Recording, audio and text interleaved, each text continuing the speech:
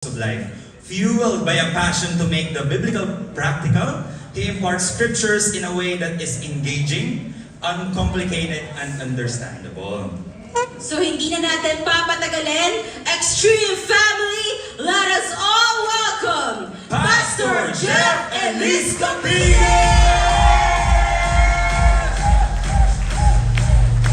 Alright, thank you. Grabe. Hindi ko mamatchan yung energy ng dalawa. Alright. Sino gusto yumaman? De, joke lang. Okay lang. Yun! Hindi raw sa pera. Tingin sa inyo, parang mukhang pera yung sigaw nyo eh. Sino gusto yumaman sa love life? Yun. Diyos ko. Parang konti lang, Tita Seni lang nakita ko. Alright. Anyway, hindi naman ako bisita dito, no? Kaya dapat hindi na ako in-introduce. Pagtayo ko pa lang, dami lang gusto magpa-picture. Joke lang, okay? So, hindi, kanina lang, meron mga seniors ako nakita. Pero hindi naman mukhang seniors. So, nakita ako for the first time. Pastor, pinapanood kita sa TED Philon everyday. So, matangkad ka pala, sabi ni Tita. Nihintay ko sabihin yung gwapo, pero wala, hindi dumating. Oo. Matangkad ka pala, mabait ka pala sa personal. Nihintay ko eh, tagal, ano ba? Ano ba ka-adjectives? Wala eh, wala ano na eh. Ganding madami, wala, laki na dyan mo, wala na. Hinihintay ko yung pogi ka pala, wala. So, hindi ko find fun. But anyway, Sir, nasa ating chairman. Chairman, thank you so much for having me. Sir Manuel. Yan, thank you so much for your time na binigay niyo sa akin. Alam ko siguro, taon-taon na lang ako nandito. Wala talaga kayo mag speaker, so pinagtsagaan niyo na lang ako. Hindi, alam mo namang may natututunan siguro tayo, kaya ilang pung taon na ako dito, no? Si Lucas nga, bata pa to nung nagsasalita ako dito eh. Nagulat ko, kala ko tatay na niya kanina eh. Okay, so...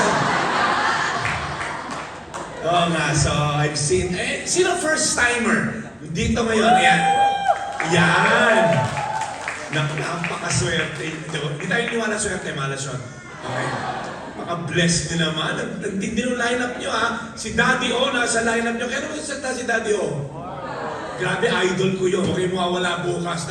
Pwede lang ako. Kaya lang, may church ako bukas. Tapos birthday ko sa Monday. Hindi ako pwede mag-cover. Sabi, tumatanggap ako regalo. Serious now ha. Okay, so nandyan lang po tayo. Mamaya ikot ni Alpeca yung envelope. Anyway, 2024 na. Ayan. Sino excited ka for 2024? Of course! Ayan, dahil yayaman tayo ngayon. Tinan mo yung katabi mo, tinan mo. Mukha ba yayaman yan? Mukha ba yayaman na yan eh? Sabi mo pa utang pag yumaman. Diyos ko, sabihin lang yaman niya. Ang dami na sinabi yung pautakin mo pag yumaman. But anyway, alam niyo, every year na lang, excited. In fact, 96% of Filipinos, okay? Tanggalin ko lang to dahil pinaghandaan ko talaga itong mga slides na to. 3 years kong ginagawa ang slides nyo. Kaya mahal ang bayad sa akin dahil sa slide. Okay, yan. 96% ng Filipinos. Ayan, sir, pati ito, sir. Kasi yung slides ko talagang pinaghandaan ko yan. High res lahat yan. Okay? 96% ng Filipinos are hopeful for 2024. Ang tanong lang, gaano ba tatagal? Di ba? Excited ka noong January 1. Sino sa inyo rito ngayon gusto mong pumayat this year? Wala? Nag-iisa? Okay. Nag-iisa na kayo lahat, payat kayo lahat, okay? So, ayan, tayo te, ayan, sige. Di ba, excited ka, January 1, nag-enroll ka sa gym. May friend ako, 2023, last year, sabi pa, so Jeff, mag-enroll ka sa gym, papayat ka. Ako naman, siyempre, nakinig dahil I look up to this person. Nag-enroll ako. Pagdating ng March, sabi ko, bakit ba na ako naka-enroll? Hindi ako mapaya. Sabi niya, ilang beses mo ba pinuntahan yung gym? Sabi mo, mag-enroll lang. Pupuntahan pala. Anybody here, pagka January, excited ka? Ang naman na kasi dyan yung sustainability, di ba? Di ba, hindi ka natatama rin, di ba? May kaibigan ako, January 1, hindi na ako bibili na Yossi, ever. January 5, nakita ko nag-yosi. Sabi mo, hindi ka na bibili. Pastor, nangihingi na lang ako. Okay, so, ang labo, di ba? Sabi naman, first time yan. Pastor pa talaga yan. Hindi lahat ng gwapo nag-artista. Wala naman ang pastor, wala pa akong nakikihalakit. Kumakawaw si Tita Sedi, kontra agad to eh. Ang gwapo na sa kanya si Main Rich eh. Okay, so, anyway.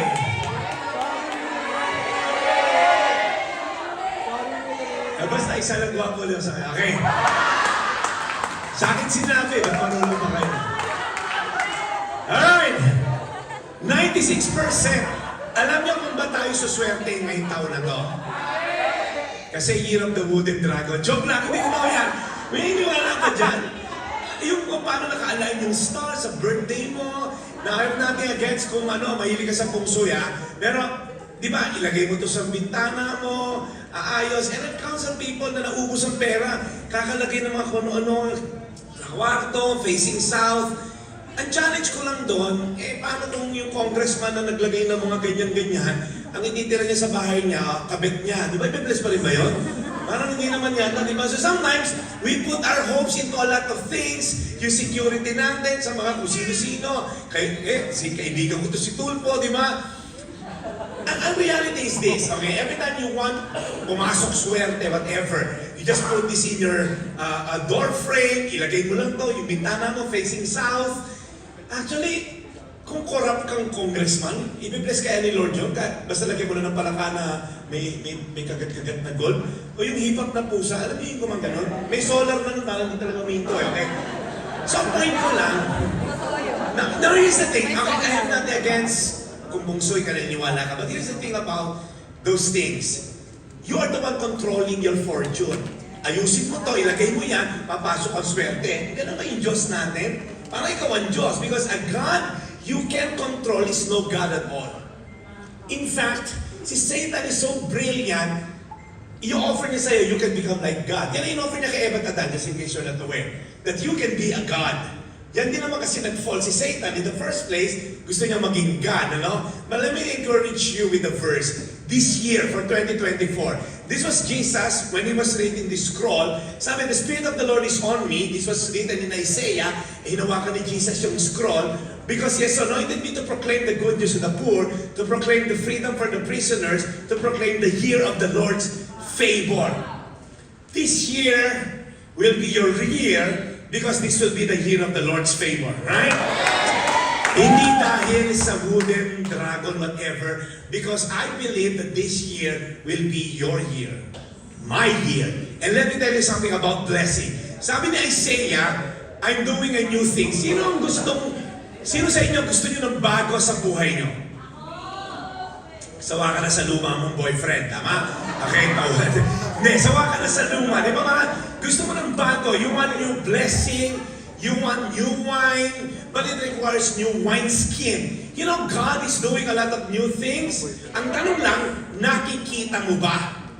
So whether you're in a wilderness or a wasteland, because this is a place or a position of disfavor, God can do impossible thing. Imposible magkaroon ng skyway sa gitna ng disyerto. Magkaroon daw ng streams of water sa gitna ng kawalan, sa wasteland. But let me tell you something, if you believe in God, God can do impossible things this year. Kung mo you're believing God for healing sa nanay mo na may stage 3 cancer or sa tita mo, I'm believing God for healing sa isang kamag-anak ko. But you see, sometimes God is doing a lot of things. Hindi natin makita because we're blinded with a lot of things. Let me tell you something. I believe that God wants to place you in a position of favor this year. Ang question, are you ready to be in the position of favor? Yes! Salamat sa dalawa. Mamaya, sir, mag-usap tayo. So we're gonna talk about money. Kasi nga, gusto niyo yumaman. Alright? Show me the money. Ayan na! And alam mo, nagtataka ako ba't itong topic sa akin eh. Una hindi mo ako mayaman. Mukha lang ako mayaman. Kasi ako mayabang. Kasi yung yabang hindi naubos. Yung yaman naubos siya, no? So, but then again, so when I was tasked to talk about this, medyo na iba. Kasi sanay ako sa spiritual. I've been talking to you guys not about spiritual matters. But then again, ngayon, financial. So, Okay lang, I can manage this dahil sa totoo lang, mayaman ako. Look at the shoes. Medyo lang kayo. Okay? Tingin, Shopee lang yan, Yung 11-11, nakasale to, okay? So, we're gonna talk about money today. And it's interesting because this piece of paper, sabi nga nung nagsulat, I'm a piece of paper and I can control your entire life. Tama? Ilang tao kilala nyo pumapatay para sa pera? Binibenta ang kaluluwa dahil sa pera. Pumapatay ng kalaban sa barangay captain para sa pera at posisyon. Nagnanakaw, sinira ang integridad because of money. So it may be a piece of paper, but actually a lot of people in the world are being controlled by this piece of paper. So, ang question ko, ganun talaga nung tanong kanina, kaya natatawa ko, masama bang yumaman? Kaya nagulo na tayo lahat, ano? Alam nyo, kailangan tayong yumaman. Alam nyo kung bakit? Kasi, okay, nearly half of Pinoys still consider themselves poor. Tignan mo yung katabi mo, mukha ba yung poor? O mukha yun? Ayan na, ayan na. Ito, pastor, poor talaga to. In fact, look up on the screen, estimated na 13 million Filipino self-rated sila na poor. Now, mauhulog ba yung sa lap natin katulad nung tumama sa PCS, 45 million? Mukhang nagka-Senate hearing pa, mukhang dinadaya, di ba? Kasi computer-generated daw yung mukha ng girl na no. Now, okay yumaman, but let me tell you something, we have to work. Tama ba? Yes! Now, I'm not gonna zero in specifically about yaman, but I'm gonna zoom out and we're gonna talk about work today. Okay lang ba? We're gonna have a biblical view of work para lalo nyo ma-appreciate yung pera pag mayaman na kayo, alright? So, some people looks at their work as something na necessary evil. Sino na nyo rito, pagkagising mo sa umaga, ito na naman, nag-offer naman ako ng yusada ko kani-kanino, hindi naman ako i-meet, pag minute ko sa Starbucks, di naman bibili, kung ano hanapin sa akin, nagpalibre lang ng kape yung tita ko. Di ba? Eh di ba, di yun yung pagkising mo sa umaga, you dread the idea of going to work. Right? Tapos, 80% of people are dissatisfied with their job. This is in America, by the way. So parang, I don't know about you, but maybe, ikaw yung taong, alam mo yun, ayaw mo ng trabaho, yung parang, trabaho na naman. Yung ganito ba yung tsura ng opisina nyo? Okay, so parang riot. Okay? Sino sa inyo rito, adi ka naman magtrabaho? Ayan, bahana sa inyo. Boss, on the way na ako, wait lang. Ang tindi na to, ano? So iba naman to, workaholic. Meron talaga mga tamad. Di ba nilang tamad? Di naman pagod. Ang taray! Naka-Starbucks pa kaya ba? So, I don't know, maybe some of you here, you consider your work as something, kailangan lang college na si Junjun I don't know. Or maybe some of you naman are so into your work that you consider your work as something na talagang sinasamba mo na. Ito na ang papayaman sa akin. Ito na ultimate source of my sustenance and provision. Di ba? Kaya may mga taong ganyan, they want to remain in power, alright?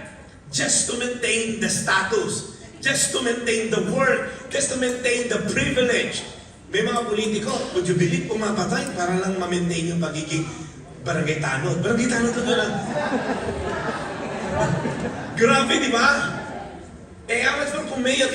I know people, look up here, they've sacrificed meaningful relationships, pamilya, because they're so into their work, into their career, nasira ang pamilya. May kilala ba kayong ganyan? Ang galing sa labas, sira sa bahay. Pagka nasa opisina, ang galing sa pamilya, kuripon, ayos din yung asawa, kung magwalda sa mga kaibigan, lahat ng clubs nandun siya. Ang dami, Rotary Club, Inner Winner Club, Golf Club sa umaga, night club sa gabi. Basta mo kailan mo dinate yung misis mo. Walang time. Some people, they wanna be rich at the expense ng environment. Sinisira ang mundo. So, be careful. So, whether you're in that position na you dread the idea of working? Or you're in this position na you're so in love with your work, whatever it takes, I wanna make it to the top. At nasan ka ba doon? Because some people, itong mga workaholic, they think, hindi kayo to, yung katabi mo to, hindi, joke lang. They think that standard of living equals quality of life. Sino sa inyo rito, naniniwala rito? Na pag mataas ang standard of living, tumataas din yung kalidad ng buhay. In one sense, totoo yan. Otherwise, tayo nagluluto pa rin sa baga, di ba? Or sa kahoy. But we want our standard of living to go up. But listen up. Gaano kataas bang gusto mong standard of living?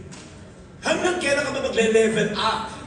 Dati, masaya ka na sa Nokia 3210. Sino nagka-Nokia 3210 nung araw? OMG, di ba? Ang galing nun. Pag pinabacklight natin sa Green Hills, di ba? Ay, di ba? Tapos yung, di ba? Naalala niyo yun. Tapos yung keypad, di ba? Iba kulay. Iba yun. Pero parang, pwede na ako mamatay sa 3210. Saka ano pamatay ng 3210? Yung snake. Grabe yun. Grabe, inaabot ka 3 oras. Isa na lang yung butas. Yung galing mo.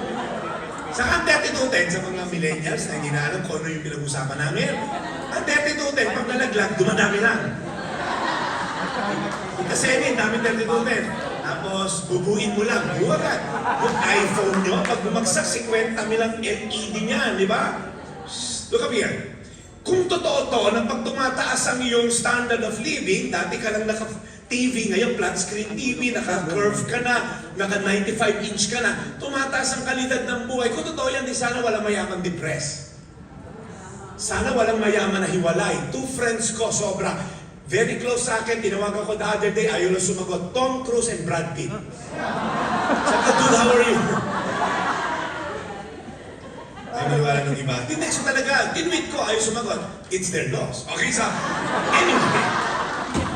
Di ba parang, kung totoo yan, I mean, we're talking of Katie Holmes, asawa ni Tom Cruise. We're talking of Angelina Jolie. Para naman, the fame, the fortune, the looks. I mean, kung totoo yan, walang mayaman nagpapakamatay. Tama ba? Walang miserabling mereng sana kung mayayaman. Top of mind. Eto pa, sino yung naghiwalay na pinangalandakan pa sa buong mundo yung away nila? Si Amber Heard, sa si Johnny Depp. I mean, Amber was heard, but Johnny was dead. Okay, so, hindi siya. Dali lang, hindi na gets yung iba yan. Hintayin natin. May iba tinatanong, ano ba spelling ng death? Okay. Yung iba sa 3rd day na mag-gets. Pero isa rito, nakauwi na kayo, next week na. Yun. Tinignan muna sa dictionary. Ayun. Para kaibigan ko. Nung grade 1 daw sila, sinuntok siya ng ka-classmate niya. Ba't ba ako sinuntok? Sinabi mo ako kamukha akong hippopotamus eh. Eh nung kinder ko pa sa'yo sinabi yung 2 years ago ah. Eh ngayon ko lang nakita sa Google eh. Kala niya cute yung hippopotamus ano. But here's the thing, look up here. Sometimes we think the more stuff we have, the more life we're gonna have. Alright? I have a friend. Kwento niya, yung misis niya tumama sa loto. Honey, sabi ko sa mister, tumama ako sa loto, mag-impake ka na. Sabi ng mister, talaga, saan tayo pupunta? Sabi ng misis, wala akong pakialam, basta lumayas ka na. Naging miserable pa yung buhay, ano? Okay, may delay ulit. Meron 2 seconds delay si ate. Pension 3 na siya. Naka-apple tayo rito, te, okay? Konting bilis ng take-up lang, ha? Nauna pa sa'yo yung katingko girl sa likod mo. Yung ating senior, nauna pa Katingko girl, ita. Meron ng Joe Malone na katingko, ha? Para iba ka, te. Sabi ko kay tite, para citrus na Joe Malone, ha? Or Bengay na hindi ko alam. Pero, mahalo yung sa loob kasi. Anyway, we tend to believe the more stuff we have, the better our life will be. So we collect a lot of stuff. Sino sa inyo rito, naka-Rolex ka na, late ka pa rin dumating sa meeting? Naka-Omega ka, na-collect mo, ang hirap mo hanapin ng kung anumang Venus o whatever. Ayan na, Tita Zeni ko kung magpakita nito. Sabi ni Tita Zeni, ako naka-Rolex pa doon, maaga ako dumating. Wow! Pero yung dulo, hindi X. Letter K nakita ko, Rolex.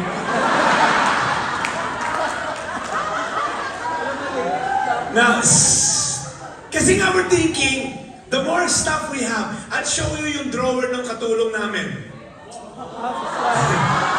Ataray. Ito, pamalengke niya lang to. Ito, pagsasama sa amin sa church. Ito, pamigay niya lang sa ibang mga maid. Social climbing freak siya. Ang isa. Sino tayo rito? Ilan ba talaga kaya mong bitbiting bags? Di ba? Ilan ba sasakyan mo naman? And sometimes, look up here, we tend to believe that the more stuff you have, the better quality of life. We became hoarders. Sino sa inyo may Lazada, Shopee ka pa na hindi pa nabubuksan? Umamin ka. Kilala kita. Naging kumpare mo na yung Shopee delivery. Oh, kasi nauto ka. 8, 9, 10, 11. Bumili kang Pampers. Wala ka pa nga anak, di ba? Hindi, sayang eh. Naka-sale na yun. Wow. Wala ka pa nga jowa. Eh, malay mo, pastor. Ka-jowa, magka-anak. Na-expire yung Pampers. Kasi, guys, look up here. We became hoarders. And that's why we're constantly restless. Kasi ang dami natin gusto i-acquire, i-collect. Again, another friend of mine, very close kami, sabi niya, wow, I hope everybody could get rich and famous and will have everything they ever dreamed of so they'll know it's not the answer. Wow. So sometimes we think, isang Yeezy na lang, o dalawa na Yeezy mo. Isa pang kulay na Yeezy, 3 na Yeezy mo. Isa na lang Yeezy, 4 na Yeezy mo. May pandemic, nabulok lahat. Di ba? Ilang bag ba talaga? Si ate nga, coach lang. Ang taray, bagay naman sa ate, di ba? Taray, saan ko kaya? Hindi, joke lang. Japan yan. Mga ganyan dati nga, Japan dati nga yan. Motive-open si ate. Okay, ako. Yung boots mo, ganda. Yung shoes mo, di ba? Bagay sa'yo, di ba? Ilan ba talaga kailangan mo para sa sapatos? So sometimes, we tend to think that the more stuff we have, the better the life will be. Again, in one sense, it's true. Otherwise, nakapapa rin tayo ngayon. Pero ang tanong, ilan ba kailangan mo relo? Ilang Ray-Ban ba kailangan mo, te? Di ba? So, sometimes, kaya tayo may depression. Ano ang rason ba tayo nadidepress? Because of the distorted view about work. Alright? So that's what we're going to talk about today. Hindi lang pera. Kasi, parang mayayaman. Kailangan mo trabaho, tama? So I'm gonna backtrack one step backward para paano ba yumaman? And we're gonna have view of work. Kasi ang brilliant si King Solomon, ang galing ni Solomon, sabi niya sa Proverbs 30 verse 8, give me neither poverty nor riches. Wow. Talking of the richest man ever lived. Sabi, bigyan mo lang ako ng enough to satisfy my needs. Bakit? Sabi niya kasi, pag yumaman ako, baka naman i-deny kita. At sabihin ko, sino ba yung Diyos na yan? So ang tendency, pag sobrang dami mong pera, nakakalimot tayo kay Lord. Sino sa inyo pag nasa abroad, nakakalimutan mong magdasal? Ang experience ko yan eh. Yung parang feeling ko minsan, pagka nasa abroad ako, sa buhay, wala akong hindi trabaho. Although madalas trabaho rin pag nasa abroad ako. I was in Japan last November, nagkasal ako for 2 weeks naman. Pero 1 hour lang yung kasal, 2 weeks kami nag-stay. Ang weird, no? Ang gastos ng mga pamilya ko eh, no?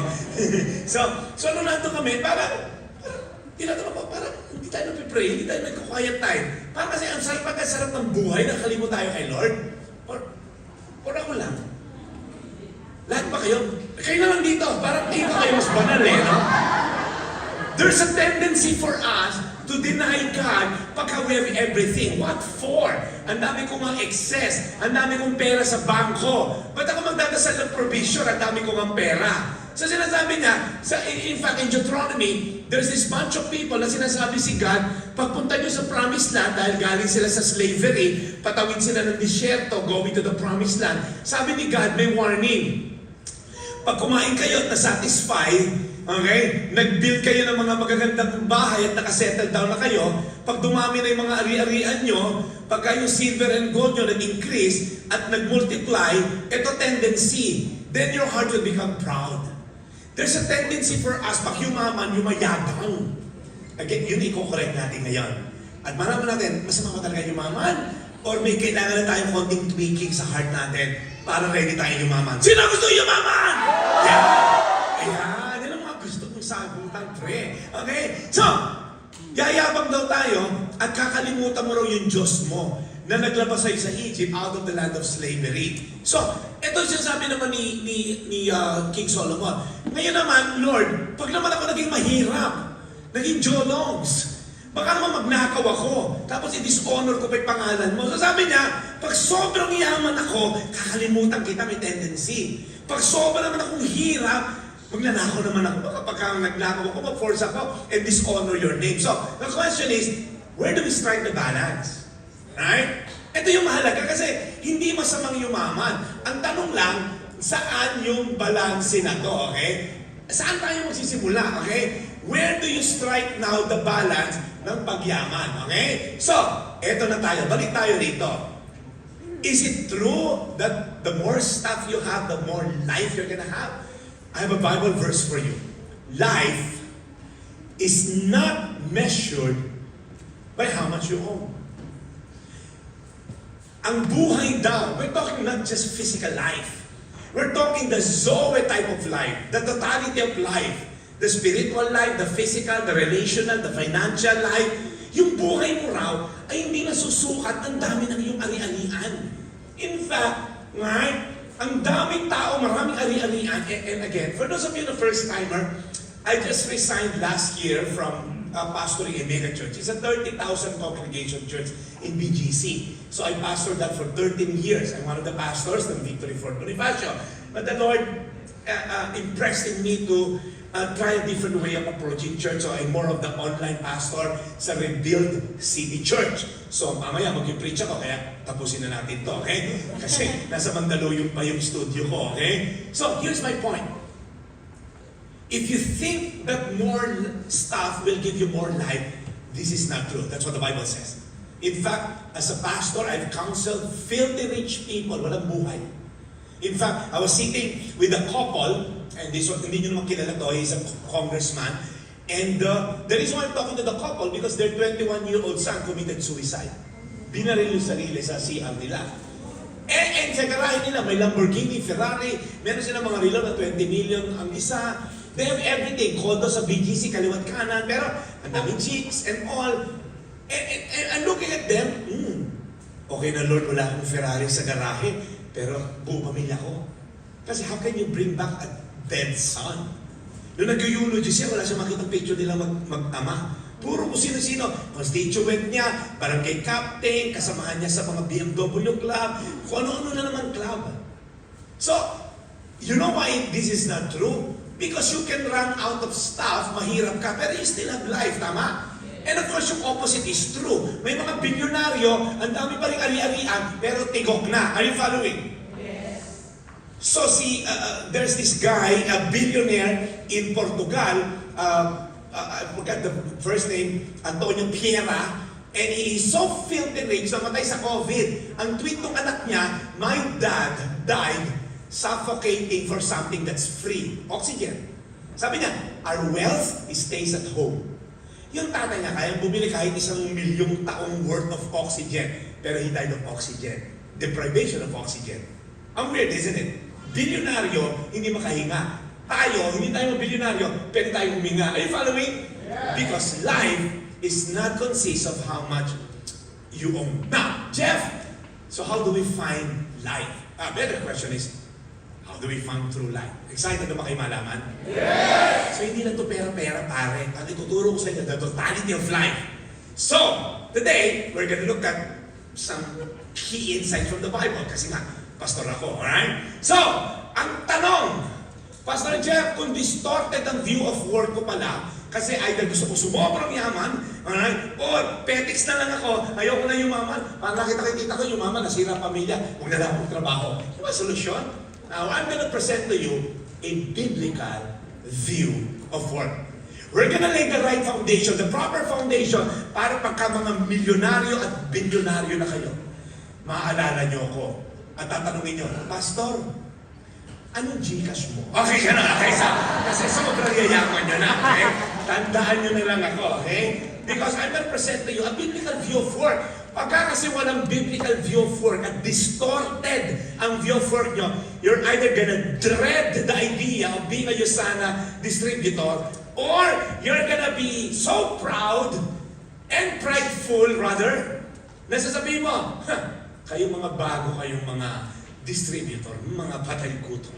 Kaya hindi nyo kumarating yung narating ko, kagano kayo. Kaya we might have a wrong view of work. Alright, 3 things lang pag-uusapan natin. Very short lang.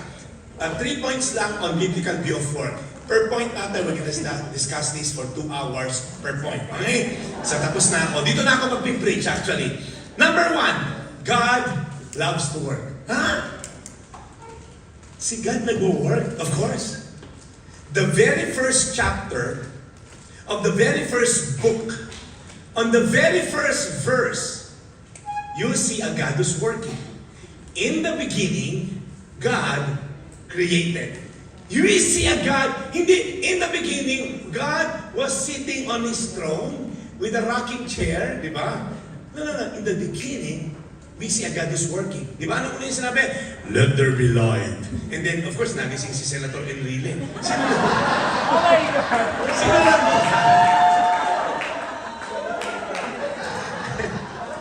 Ang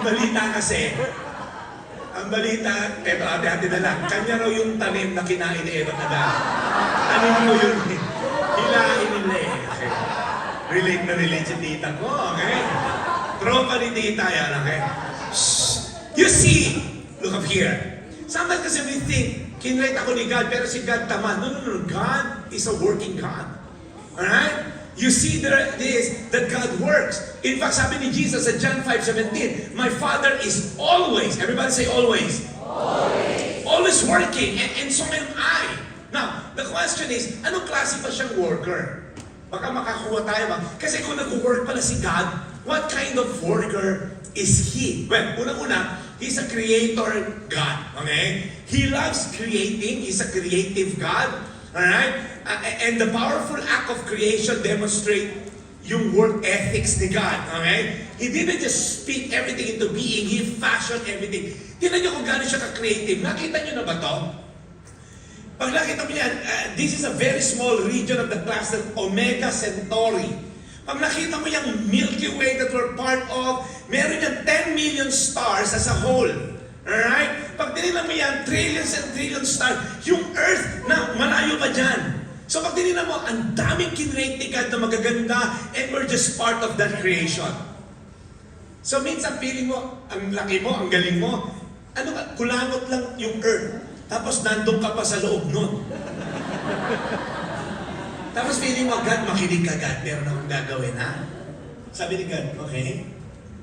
Pag tinignan mo yung mga creation ni God, parang hinandpaint niya. Sobrang ganda, di ba? Makita mo yung creation. Parang sobrang ganda. Alam niyo ba na mayroong 18,000 different species ng butterflies? Bakit hindi na lang isa? Ginawang paru-paro. Alam niyo ba itong mga ibon na to? 10,500 species of birds. Bakit hindi na lang isang bird? O kaya isa na lang, ayan, small pretty bird. Siya rin gumawa niyan. Pati si big bird, siya rin gumawa. Parang, bakit? Why go all the hassle of being a creative God? 25,567 species of orchids. Orchids pa lang ha? 25,000 ha? Species. Eh kung ginawa na lang tsampaka o yung ano yung... Ang palaya? Ang dami nyo pa lang mga okay. Sige, lahat na kayo. Pwede naman ginawa na lang niya yung everlasting. Alam niyo, hindi namamatay na... so pag tinignan mo, 400,000 species of flowers. Grabe, no? And not only that, tignan mo kung gano'n siya ka-creative. Kinrate ka niya. Tignan mo yung katabi mo. Mukha bang galing sa unggo yan? Sabihin mo nga, Sabi mo, dalawa ko ng response. Nalala ko si Junjun, sabi niya, Mami, meron kami assignment sa science. Saan daw tayo galing? Sa tao o sa unggoy? Sabi ng nanay, anak, kahit tayo sa tao, kay Eman Adan. Thank you, ma'am. Pumunta sa tatay para sure. Tay, may assignment kami sa biology. Saan tayo galing? Sa tao o sa unggoy? Sabi ng tatay, evolutionist. Anak, kahit tayo sa unggoy. Sabi niya, nagmula sa single cell organism, nag-evolve, naging unggoy. Nalito si Junjun, bumalik sa nanay. Nay, sabi mo galing tayo sa tao. Sabi ni tatay, galing daw tayo sa unggoy. Ano ba talaga? Sabi ng nanay, anak, hindi mo nilinaw. Pinag-uusapan pala natin yung pamilya ng tatay mo. Okay, so, that's sa unggoy yun, okay, so. But you see, the human body is comprised of different systems. Alright? Pag dinila mo, the nervous system, circulatory, digestive, reproductive sa mga babae, isang katutak yan. Pag dinila mo, ang galing ni God, we are fearfully and wonderfully made. Kahanga-hanga at katakot-takot. Tingnan mo yung katabi mo, alin siya doon? God is a creator God. He's a creative worker. And not only that, sustainer God din siya. Ang tindi na trabaho ni God, ha? Alam niyo ba yung sustainer? Not only He did create, sinustain niya. Sabi rin sa Hebrews 1:3, the Son is the radiance of God's glory, the exact representation of His being, sustaining all things by His powerful word. So, sustainer din siya. And lastly, He's a finisher God. Hindi lang siya nagsimula at hindi niya tinapos. Look at the verse. Thus the heaven and the earth were completed in all their vast arrays. Sabi dito, but on the seventh day, God had finished the work He had been doing. So God loves to work. He's a creative God. He loves creating. Right? And He's also a sustaining God. Sinusustain niya lahat ng kinrate niya. And now, He finishes kung ano man nasimulan niya. Alright, so, point number 1, God loves to work. Ito na yung para sa inyo. Because point number 2, God expects us to work. Ha? Hindi ba pwedeng tamad-tamad na lang? Paano ka magiging creative kung bilyonaryo ka na? Kaya si Bill Gates, hindi niya pala iiwan lahat ng pera niya sa anak niya. Just enough to survive. Alam niyo kung bakit? Kasi nga, pag iniwan niya lahat, pepetics na lang yung anak niya. Bibili ng 7 Ferrari, 2 jumbo jet. Diba parang kung trilyonaryo yung anak niya, iwanan niya, why work? But Bill Gates is so wise, I'll just leave enough para maging creative kayo. Because yung hunger, yun na nag-drive sa kanila ni Steve Jobs para maka-invento na kung ano sa garahe lang nila. God expects you to work. Alam niyo ba in the Garden of Eden, as perfect as it is, yung unang creation ni God na human being, binigyan niya something to do. Therefore, the Lord God sent him out from the Garden of Eden to work the ground for which he is taken. So, si God binigyan siya ng garden, nung nakasala sila, hindi sila binigyan ng ogawa na massage chair at popcorn maker. O Adam, mag-enjoy ka lang ha. Enjoy mo yung creation ko ha. No. Here's the point. Work is a blessing from God.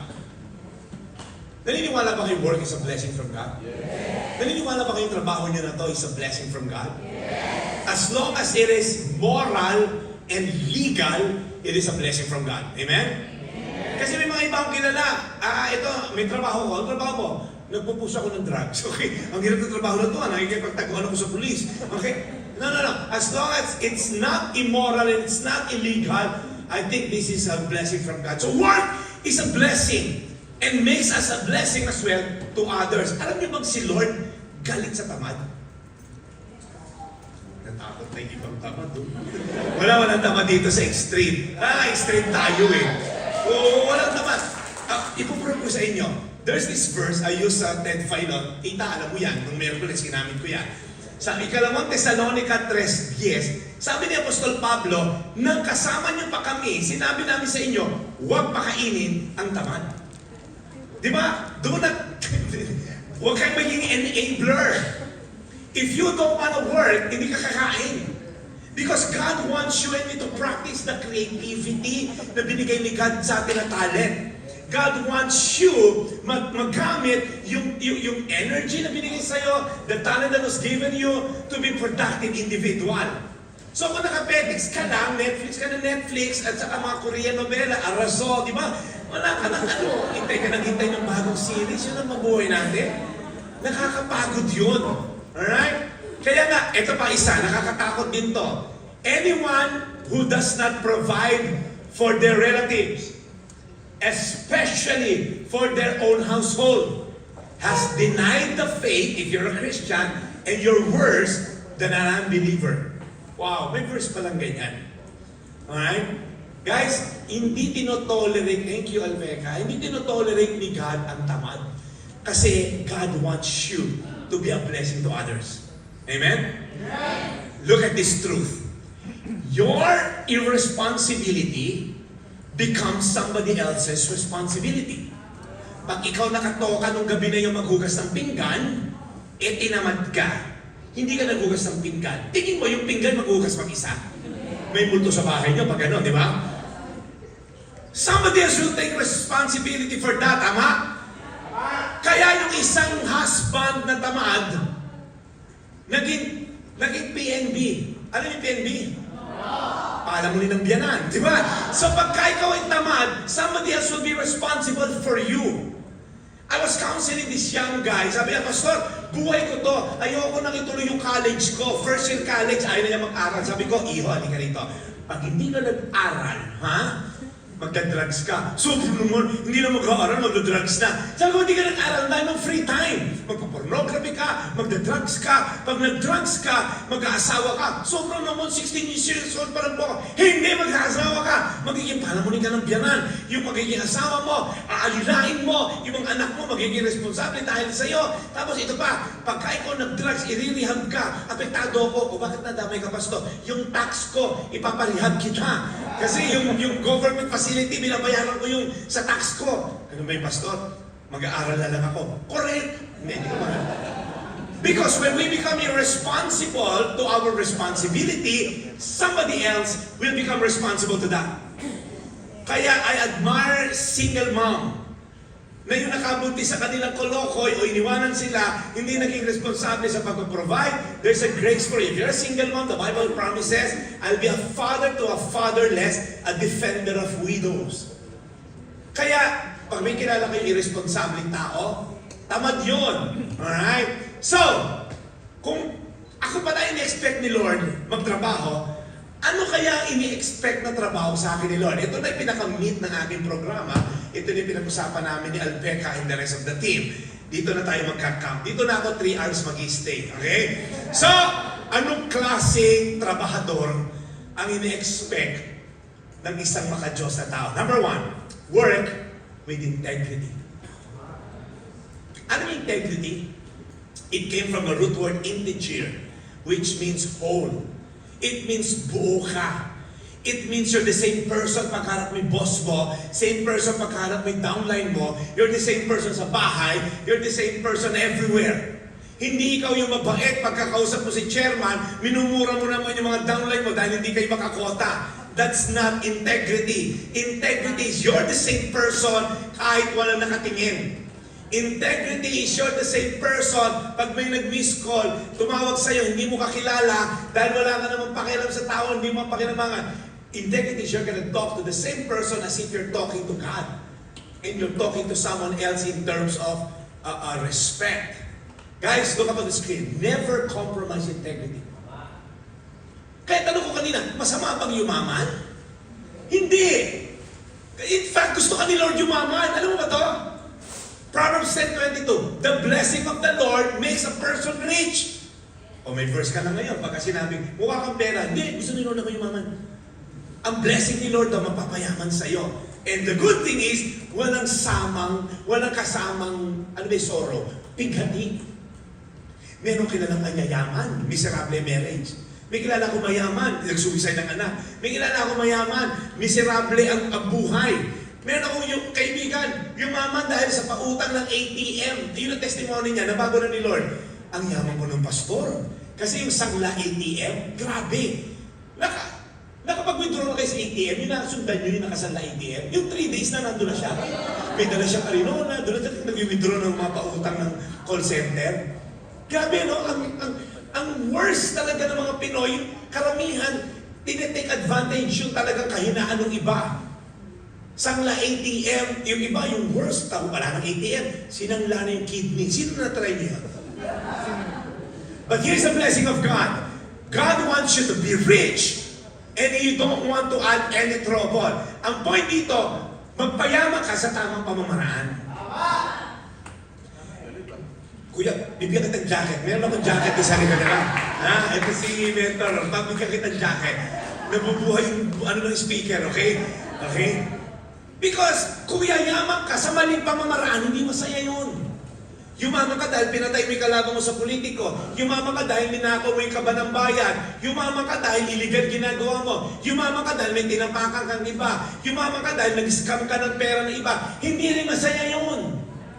Pero pag yumaman ka sa tamang pamaraan, kada subo mo, pare, pag nasa Jollibee kayo, Chicken Joy, di ba nung patay gutom pa lang tayo, nangangarap ka na ng Chicken Joy, pero dahil wala kang pera, parang kami na-miss ko. Nung mahirap pa kami, kasi ngayon sobrang yaman na namin eh.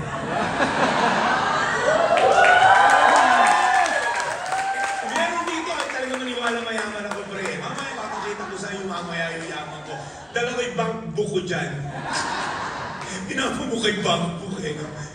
Diba, kasi nung mahirap pa kami, kakain kami ng miss ko, magde-date kami. Sa kanya, pork chop. Sa akin, ketchup. Meron din naman. Kasi mahirap pa kami noon. Hindi isa na kami yung pork chop. So parang, ang point ko lang, nagda-Dunkin Donut kami eh. Sa kanya yung donut, yung butas yung sa akin. Parang wala ko nakain. Diabetes pa. Diabetic pa naman yun. No? Pero eh, ganda ng health niya kasi tumitira ng tandem yun, no? Okay? Salamat sa support na aking mga supporter dito na Yusana, okay? Magpayaman ka sa tamang pamaraan. Do what's right, not what's easy. Madaling yumama sa Facebook, ang daming scammer. Na-scam one time yung misis ko dahil yung misis ko, ang bait, walang masamang tinapay. Kumuha ng supplier ng unan, yung giveaways. Ang bait-bait na misis ko, tinignan, ang ganda naman ng mga post. Nung pala scammer, ang dali niya yumama, 3,000 yung down. Kinukontak ko, wala na. Tinext ko na lang, sabi ko, mamatay ka na sana. Sumagot, Pastor, ano to, wrong set? Sabi mo, hindi scammer yan, sa'yo ko napadala. Ito kasi problema, makinig kayo. Kung gusto mong yumama sa madaling pamamaraan, illegal, immoral, magbenta ka ng aliw and all, magtumama ka sa sweepstake na, well, God is not a God of chances, alright? So yung mundo, yung mga illegal at immoral na mga pamamaraan, kaya do not conform to the pattern of this world, merong madaling paraan. Lagi shortcut. Gusto mo ng sex, makipag-sex ka sa hindi mo asawa. Para mag-enjoy mo yung sex kahit walang commitment. Yan ang mundo. Okay, yumama ka kahit illegal, mandaya ka ng tax. Ang dali, in fact, hindi mo na kailangang lumakad. Tumayo ka na kasi yung agos ng mundo, dadalhin ka na. Alright? Pero once you decide, I'm gonna go against that. Alright? I'm gonna work with integrity. Okay? Ang mangyayari, if you're doing the hard part, against ka sa lumalaban ka, okay? Ayoko makipag-sex sa hindi ko asawa. Hanggat walang wedding ring, walang sex, okay? Ayoko mandaya sa tax. Ayoko madaliin. Gusto kong tama yung produkto bibigay ko. Ayoko mag-over-promise, under-deliver. Little did you know, kahit mahirap, nade-develop yung muscle mo.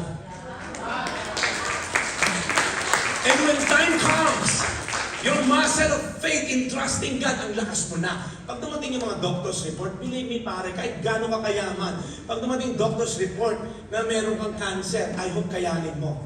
Pero if you're going with the flow, isang dago ka lang, isang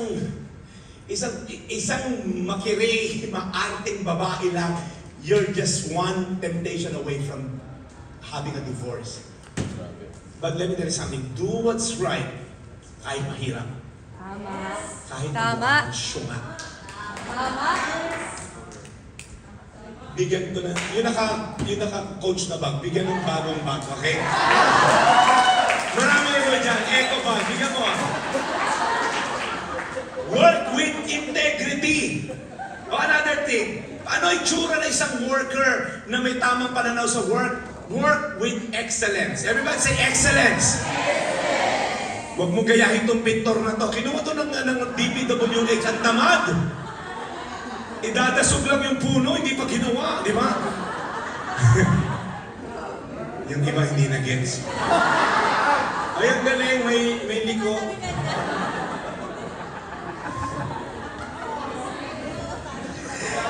Alam niyo ba yung pwede na? Pwede na yan, very Pinoy. Again, last November, I was in Japan. Madalas naman kami sa Japan dahil pag may mga wedding, yung mga anak ko mahilig sa takoyaki. Kunyari, nainitan kami. Dahil gusto kong mag-Japan. Okay, let's go. Pero na kami, okay. Hindi, Japan, Nueva Ecija. Kakabayan Japan, di ba? Sa Japan, di ba? Ang ganda ng daan ngayon, yung bypass natin. Okay, may kababayan ako rito sa... But seriously, bakit sa Japan walang maruming CR? Hindi, tatanong ako. Bakit, di ba, bakit sa Japan? Bakit? Kahit public toilet, pwede ka maligo, di ba, sa linis? Di ba, lagi may tissue.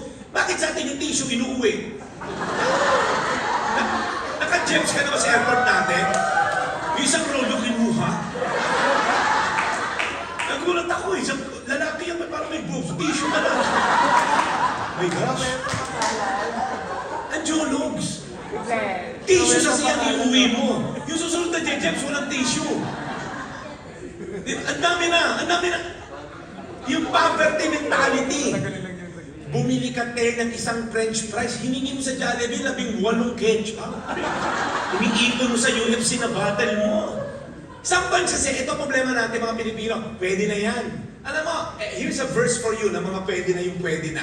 Whatever you do, work at it with all your heart. As if you're working for the Lord, not for chairman. Okay? Imagine mo yung pag-ahente mo, pagkagiging distributor mo, you're doing it for God. Pare, you're gonna treat every customer with utmost respect, right? Hindi yung mukhang pera ka lang. Ako, hindi naman wala bibili itong babae na ito. Libre ko pang Starbucks. Isuka mo, isuka mo. Kilala niyo yun, di ba? Si Mr. Chua, pinig kayo, hindi mo pala kukuha. Tapos ikaw pa binenta ng insurance. Alert. Ano ba yun? Work with excellence. Bakit tingin nyo nilalagay ang mga sticker ng Apple sa kotse? May nakita ka na ba na sticker na ganyan sa likod ng kotse? Huawei, parang ano. Yung Samsung, medyo meron pa, kung Korea ka siguro. Pero bakit yung iba, bumibili pa ng sticker kahit wala silang Apple product para ilagay sa likod ng kotse? One word, excellence. May nahuling doktor sa China, sa isang probinsya sa China, nilulur niya yung mga bata, ibenta yung mga ibenta yung kidney. Alam niyo kapalit? iPad or iPhone. Mamimili yung bata kung iPad or iPhone for a kidney. Why will a child do that? One word, excellence. Kaya sabi ni Steve Jobs, makinig kayo, kahit patay na siya, nagsasalita siya, through me. Be a yardstick of quality. Some people aren't used to an environment where excellence is expected. Bakit tinasot mo shoes? Bakit yan excellence? Bakit yan magdala mo ngayon? Lahat nito, bakit ba tayo nandito pa sa magandang pasilidad? Because extreme, we're all for excellence. Actually, pwede naman natin itong gawin ito sa sukat. Okay? Meron doon, sa may max doon. Hindi ako pupunta sa ganun. Hindi, joke lang isa. Pero bakit ganito pa? Ba't 3 nights pa? Pwede na may isang gabi lang. Because we're all for excellence. Because you'll get what you pay for. Tama? So kung gusto mo ng GPA lang, kaya minsan, batang Pinoy, pagdating sa abroad, nag-excel. I have a lot of friends, pagdating na Singapore, ang galing mo naman, hindi ka nalilate, ganito. Yung environment kasi ron, pare, hindi ka pwede malate, tatanggalin ka sa trabaho. Eh dito, pag na-late, late din si boss eh. Kaya minsan, Pastor Jim, ako ay give 100% sa work. Binigay mo ngayon 100%, inutay-utay mo naman. 12% lang sa month. Si boss na niya mag-Wednesday. Okay. O Friday, walang boss, inuma na. Ang bihirang patis yan, no? Work with excellence. Even though no one is looking, give your best. Huwag ka mag-size up ng tao. Pag may nakipag-meet sa'yo, oh my gosh, mukhang hindi nga makabili ng bar, Jessie. Mag-iusana ba ito? Tingnan mo yung bag. Katunog ng Yusana. Tingnan mo yung bag. Sekosana. OMG, bilisan mo na, mag-present na lang tayo. Ma'am, mahal yung gamot namin. Hindi pala gamot. Mahal tong vitamins namin. Kaya mo ba? O sige ma'am, huwag na. No. Magbenta ka as if yung kausap mo, first time mo lang magbibenta. Have that excitement and enthusiasm. And you know what? Magaling naman kayong ahente. Pero I've been a salesman for 8 years. I work as a salesman sa oil company. Okay? So that explains why I'm so refined. OMG ko, hindi na nakakuha pag-English. Hindi na gets nung kumpare ko dito. Hindi sila. Kasi sabi siya, pag-English, hindi ka makalimutan. Sabi lang niya, wow. You're fine? Oy. Yan siya sabi, pag-English na joke, hindi kayo makarinig. Para si Joko eh. Kasi, okay, so, look up here. Be excellent. Huwag ka mamili ng tao. Mag-present ka, not for them, but for you. Para mahasa ka. Pag nakita mo, ay, estudyante lang. Diyos ko, mag-iwan sana ba ito? Para wala nang pag-tuition to eh. Sa school mo, iho. Bigyan na mic to, iingay yung table. Bigyan mic to. Yung worship leader, bigyan mic, pakantayin na.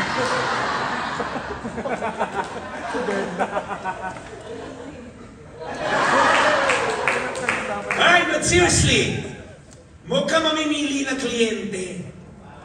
Ang pinadala, yung anak, Winrich, yung anak ko na lang pupunta sa'yo, pa-explain na sa anak ko, pagdating yung anak, hindi rin magigets na to. Tapos wala ka ng gana. No. Magbenta ka not for them but for you. Para lalo ko mahasa. Napasa niyo may outliers? Yung book Outliers? Salamat sa isa. Okay? Ano yung spelling nun? Okay. Maganda yun. Okay. Ilang hours?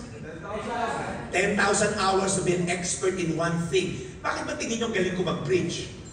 Hindi ako magaling mag-preach, okay? Sobrang galing. Okay, so, kasi 10,000 hours ko ginagawa. I've been doing this for 15 years. And I'm preaching every single week. And lalo na ngayon, may 10 file na ako araw-araw. Di ba? Parang, it's the more you do it, the more you become expert in it. So work with excellence. Alam niyo yung mga excellent people, they're promoted. Daniel 6:3. Then this Daniel became distinguished. Si Daniel po ay isa sa mga kinuha during the war at kinuha ng Babylonia.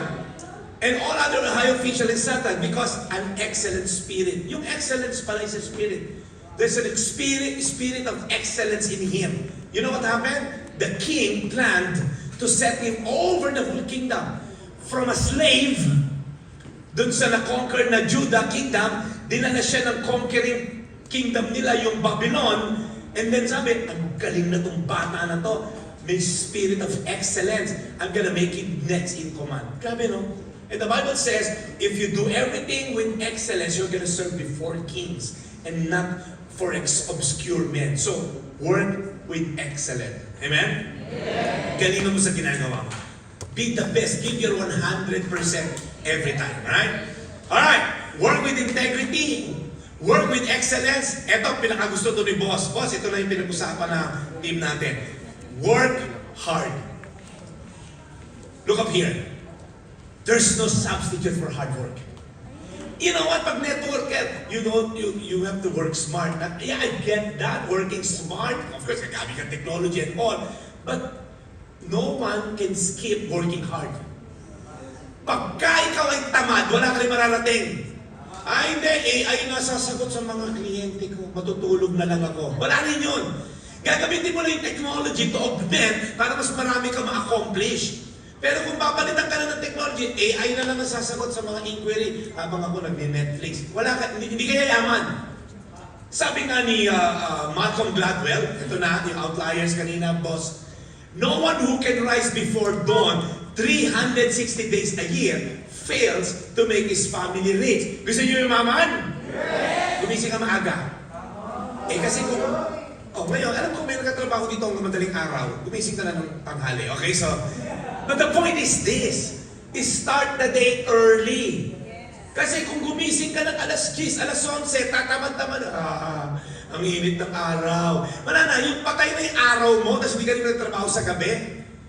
Okay? Work hard. In the book, in the Bible, there's the parable of the talents. Kinommend ni God yung na-doble, na-triple yung pera. Ano mo, kinastigo ni God? Doon sa kwento, yung master, kinastigo niya yung binaon lang sa lupa yung pera. Ito po, hindi nalugi, hindi rin kumita, pero ito yung pera. The parable of the talents tells us, work hard. Alright? Be smart. Sino sa inyo kilala niyo to? Of course, Heidelin Diaz. Sino ba hindi anak yan ni Paquito Diaz? Hindi, joke lang. Heidelin Diaz, 30 million reward, may bahay, may kotse, yung jowa, nag-propose pare. Kinasal na nga sa Baguio, di ba? Nung naka-gold. Gusto natin yung gold. Nakita niyo ba yung kamay niya kung gaano kalaki kalyo? Nung nag-appear kami, nandito lang appear. Hindi din lang. Kasi palang kalyo mo Alam mo, ito problema Gusto mo gusto mo to. Kaya mo ba yan? Madalas gusto mo ng pera, yung kalyo, kaya mo ba? So sometimes, gusto ko maging katulad ni boss. Sir Billy, laki ng bahay. Gusto ko maging katulad ni Sir Billy. Kaya mag-umisip ng umaga, kaya may mga rejection, kaya ba yung mga late night meetings, kaya mo ba yung sacrifices. Kasi sometimes, we see those people who are successful at akala natin overnight. Alam nyo ba, nung pandemic, before the Olympics, na-stuck siya sa Malaysia. Alam nyo ginamit sa Malaysia? Duffel bag and stick. Ayan siya. Walang gym na bukas for 3 months sa Malaysia. Will that hinder her? No. Kasi yung katamaran, you'll have a lot of excuses. Ay, ayokong gumising. Umuulan Pag ano mamaraw, ay ang init, ayoko mag-gym. Okay? Ano talaga gusto mo? Snow?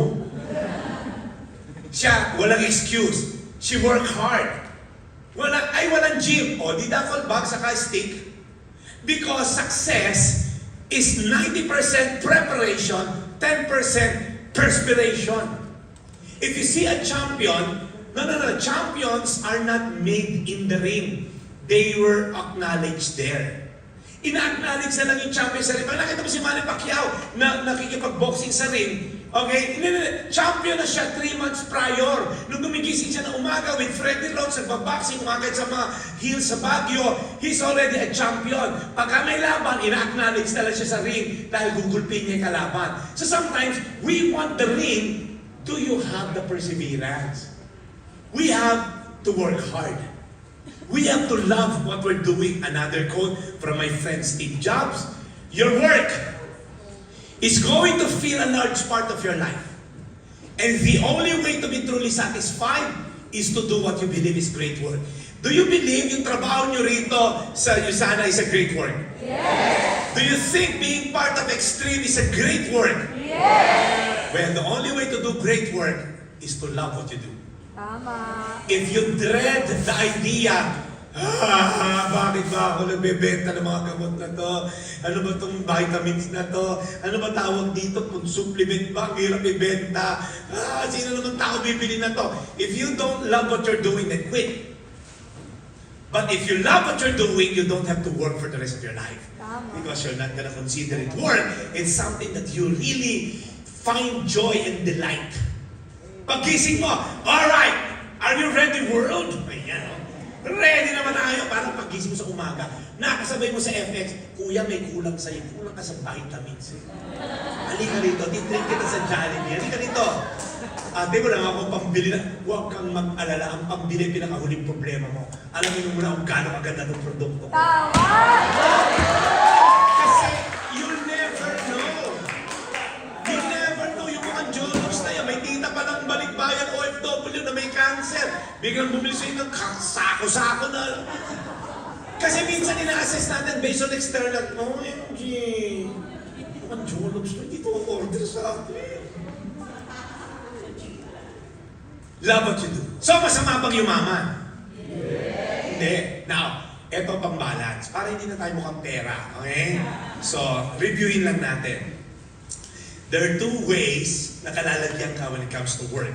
Either you dread the idea of work, or you take so much delight that it becomes an idol. Now, we're striking a balance here. Na God is a working God, and work is a blessing from God. Now, sinasabi na natin, how to work with so much, with the perspective na galing kay God. Work with integrity. Be excellent in what you do. Work hard. Now, Jeff, anong goal? Para kayo maman. Pero paano mabalance? Baka Jeff, kasi puro pera na lang ako. Eto na, sasagutin natin yan. How do we now strike the balance to counter greed? Alam niyo yung greed? Sino may katabi mo? Mukha bang greedy yan? Basta Tagalogin mo, mas maintindihan ko. Mukha ba swapang yan? Alam niyo yung greed? Iba't ibang level na ng greed. May greed 1, may greed 2, okay? Tignan mo kung anong greed na yung katabi mo. Hindi, kasi ang tanong, look up here. Pagka kasi wala tayong biblical perspective on wealth, we can become too greedy. And when is enough, enough? Ilang kondo ba kailangan mo? Ilang kotse ba talaga? Ilang shoes ba talaga? Magkano ba kailangan mo sa bank account para masabi mo, okay na, enough na to, magbibigay naman ako sa iba? Or, ano ba sinisecure mo? Hanggang apo ng apo mo, hindi na magtatrabaho? Really? Is there security in money? Well, tingnan natin sa verse. Teach those who are rich in this world. Ituro mo yung mayaman tao. Turo mo, aside kay Winrich. Sino ba rich dito? Turo mo, sino sa top table mo? Ayan. Ayan. Lahat tayo mayaman.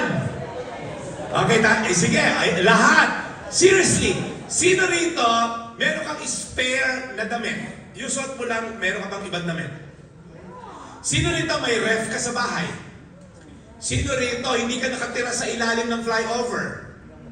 Sino rito meron pang coin sa bulsa? See, you're rich. May mga lugar sa ibang planeta, sa ibang lugar dito sa planeta, kailangan mo mag-travel ng kilometro-kilometro para makaigib ng potable water. Hindi pa ka potable eh. Yung iniinuman ng mga camel, doon sila umiinom eh. May mga tao po na walang ref. May mga tao na walang electric fan. May mga tao tatlo lang yung damit. May mga tao walang chinelas. So, ikaw actually, if you have more than enough for the day, you're actually rich. And this is a verse for you. Command those who are rich in this present world, huwag daw kayong yumabang and not to trust in their wealth or money. Bakit? Because it's so unreliable. Naniniwala ba kayo yung pera, yung wealth, unreliable? Of course, ng pandemic. 3 buwan, ang dami kong kinaunsin na naburyong, ang dami kong milyonaryong kinaunsin na nawindang, ang dami mga mayaman na mababaon sa utang kasi ang lalaki ng interest, 3 buwan, wala negosyo. Ang dami ng suicide na mayayaman. Because if you put your trust in wealth, si Antonio Piera nga namatay, bilyonaryo, wala, hindi nakatulong yung pera niya. Ang kailangan lang niya oxygen, libre, pare, and yet he died. Instead, sabi niya, their trust should be kanino? In God. Why? Because He richly gives us all we need for our enjoyment. Look up on the screen. Hindi killjoy si Lord. Meron kasi mga iba, lalo na yung mga masyadong tradisyonal, naku, masama yumaman. Kasi ang piousness equals poverty. Pagka ikaw ay maka-Diyos, dapat ikay mahirap. Wala ko nakita sa Bible nun. Ang yayaman ni Abraham, ni Jacob, ni Solomon, ni King David. Ang yayaman nga ng mga hari, saka mga leaders na nakilala ko eh. Si Lord hindi killjoy. Sabi mo, hindi killjoy si Lord. In fact, iniimbitahan ko kayo sa April 29 to May 10. Meron ko European tour, okay? Biglang gano'n, ano? Mura lang to, okay? Hindi. I lead kasi mga Israel tour, Holy Land tour. Sisip ko kay Boss yan. Minsan magpapaano tayo ng Holy Land tour with Daily Brad. Lahat ng extreme pa, Holy Land tayo. Meron ko Holy Land last October 10. Nagyera ng October 7. Pare na-cancel. So, ginawa na lang nung tour partner ko, na operator ko na European tour. O, hindi killjoy si Lord. Kung sino sa inyo magkakasal ako sa Rome. Mayroong, ang mura niyan, kalahati ng presyo niya, 3.8 per box, lahat na kasama, okay? May promote pa, di ba? O kung gusto mo Turkey, meron din ako dyan. So, gusto ka naman ni Lord magka-Rolex at LV. Tinan mo yung katabi mo. Bagay ba Rolex dyan? Tinan mo. Yan eh, yung Seamaster. Walang masama dyan. Kasi ito kasi yung problema. Ay, hindi ako mag-LV. Alam niyo ba LV? Lumang fag. Tinan mo nga, nakaluvang fag ba yan? Yung mga mentor lang naka-LV rito eh. Wala masama sa... yung iba kasi, ayoko mag-branded. Baka sabihin, masyado akong makamundo. Saan nagaling yun? Pag tinignan mo yung mga damit nila, Solomon, they wear the finest clothes. Hindi masama yumaman. Ang tanong, ano ba motivation mo para magka-Rolex? Ayan, si Kuya, yung nasa likod natin, hanip yung ginto. Kala ko nga merong sakit na dilaw, di ba? Tignan mo si Sir. Tapos nakalawin pa yung mga kotse niya, parang inaano, oo dito. Masama ba maglawin ng susi ng kotse? Wala! Pinapadama lang niya sa atin, marami kong kotse. So, ang laki ng susi ng bahay ko. Ibig sabihin, malaki ang bahay ko. Okay, so, masama ba mag-alahas? Treat niya yun eh. Di mo nga siya Saudi boy, o so what? Iba sa inyo, 5 lang ang kwintas. Okay din yan. Ano may choco na batok o batok na choco? Ang tanong lang, ano ba kondisyon ng puso mo? Ba't gusto mong mag-LV? Ba't gusto mong mag-Rolex? Eh kasi nagmi-meeting sa Extreme, lahat ng mentor naka-LV. Pahuli ba ako? So, seko sana to. With eco bag inside. Ang masaklat kasi, nakikipagsabayan ka para masabing hindi ako papahuli sa inyo. Rotary Club, sinuot ni Seamaster mo Rolex, natig na 2 milyon, 3 milyon. Eh ngayon, fake na to, okay magkala. So, Seiko to, alert. O sa inyo na nga lang. Pag sinuot mo yung Seamaster, o ayun kaso, may tig 4 million na Rolex. Nandun yung isa na Raymond Richard Mille ba yun? 20 million. O talo ka na naman. Masasanla ka ng kidney para makapag-Richard Mille na rin. Masasanla ka ng kidney ng 2 anak ko. Alam mo yan, kailan ihinto? Naka-iPhone 15 ka na. Nag-aabang ka na ng 16. Pero yun mo nagsanla ka ng kidney sa 14. Ano yung sanla mo ngayon sa 15 mo? Pastor, yung ano naman, abdo. Balon-baluna. Ang dami ko pang internal organ, Pastor. Yung sana to, kahit walang kidney, tatakbo ng motor ko. My God. So, ako lang tinatama ko na yung pananaw nyo. Don't ever think na mas maganda yung gamit mo, mas importante ka sa ibang tao. Asa mo nakuha yun? Hindi mo ulit naka-LV ka, naka-Chanel ka, we are better than the other person. Eh naka-Chanel ka nga, bulok na may ugali mo, kaysa sa katulong mong nakasikosana. Check your heart. I love branded stuff. Kasi tumatagal, mapapamana mo sa next generation. Pero hindi ako nagyayabang na mayabang na kasi ko eh. So, anong motivation mo? Look up at the screen. Do not draw your worth and value from created things. Okay yung LB, okay yung but do not draw your worth and value from created things. Created lang yung Rolex, it's just a piece of metal. Yung BMW mo, metal lang yan. Yung bag mo, balat lang ng buhaya yan, yung pinakamahal na buhaya. Kung ako sa'yo, kasi may nakita ko kay Corina Sanchez, in-interview, ay, Corina, ito pinaka-favorite kong place. Pag tingin ng cameraman, puro bags na may mga pin lights. Pag nalulungkot ako, Corina, inihiwas ko lang itong mga bag na to kasi nandun yung tigpa 4 million na bag. Ay, sabi ko sa misis ko, auntie naman to. Kung ako dito kay Corina, suggest niya sa kausap niya, ba't di ka na mag-alaga ng buhay na buhaya? Di ba parang, yun ang himasin mo. Pag nai-stress ka. Kasi yun din yun eh. Pinatuyo mo lang eh.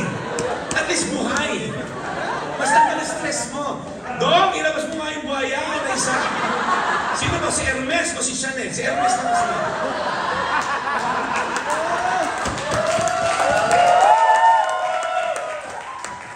Ang weird kasi, you're trying to define your worth based on your accomplishments.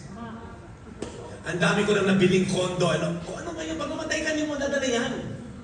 Pag namatay ka, buti suotan ka ng Timex ng kamag-anak mo. Sayang may Timex. Susuot mo lang kay Daddy, Mami, wag na. Patay mo si Daddy, wag mo yan yung Timex, 2.5 din yan. Wala kang dadalhin sa bangkay mo.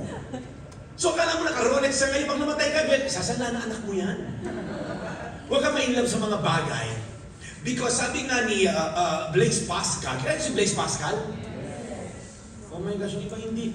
Ninuno ni Piolo yan. Famous Christian scientist yan. There's a God-shaped vacuum in the heart of each man which cannot be satisfied by any created thing, but only by God. Alam niyo naroon ng mga bata, may triangle, may circle, may square. Nung maliit yung anak ko, 2-year-old, pinapasok na yung pentagon, yung 5-sided, this is square. Galit na galit siya, 2-year-old, kala niya square yun, di ba may pagkasyungatin anak ko. Eh ako natutulog ko yun, 18 na ako, 18. And sometimes we're like that. May temporary high kasi yung bago eh, no? Alam niyo ba, ang Apple, they have a separate department para lang sa box. How you package, nakapag po kasi ba iPhone product? Mukha kasi mga ano lang kayo, yung puro kayo mga ano eh, no? Cherry mo pa kayo. Joke lang, no-offend agad tong isa, nag-airdrop ka nga sa akin eh. Di ba kanya nagbubukas ka ng whatever Apple product? Ang sarap magbukas, pare. Baka, kasi nag-invest sila sa experience. Na pag nagbukas ka ng iPhone product o Apple product, pag bubukas pa ng experience na, may maliit na naka-protrude na plastic. Ay! Maginagat mo ganun! Ay! Samsung. Samsung, wala pagbukas. Eh pag Apple, tinatabi mo yung box, tapos may sticker na kasama, dikit mo sa kotse mo, naka-Apple ako, mga jologs. Magbibigay ng temporary high. Nung nabili mo yung iPhone 14 mo, angat ako sa grupo, naka-13 lang sila. 6 months after, lumabas yung 15. Tinatago mo na, oh my gosh, may 15 na. Never ending! So ngayon, you're actually chasing a mirage. Alam mo yung mirage? Hindi siya kotse. Yung parang basang kalye. Yung pag nagdadrive ka sa S-Lex or M-Lex, eh medyo syunga ka rin. Ba't basa yung kalye? Habulin natin, tatay. Hindi mo mahabol yun. Reflection lang siya ng sun sa pavement. Parang basa. Mirage ang tawag doon. Habol ka ng habol. Hindi mo abutan yun. Kasi naman lumalapit ka, lumalayo yun. Yun ang hinahabol natin. iPhone 1, iPhone 2, iPhone 3, iPhone... Tayo ng mga syunga, iPhone 15, benta ng kidney. Okay, iPhone 16, si Apple mag-i-introduce ng bagong upgrade. Babagal yung 15 mo. Tapos doon pala may introduce sa 16. Niloloko lang nila tayo. Hindi niyo mo napansin? Eh tayo mga uto-uto. Ito, naka-iPad ka na. Naghanap ka pa ng bagong iPad. Yung mas malaki naman. Para doon na rin ako kakain. May tray ako.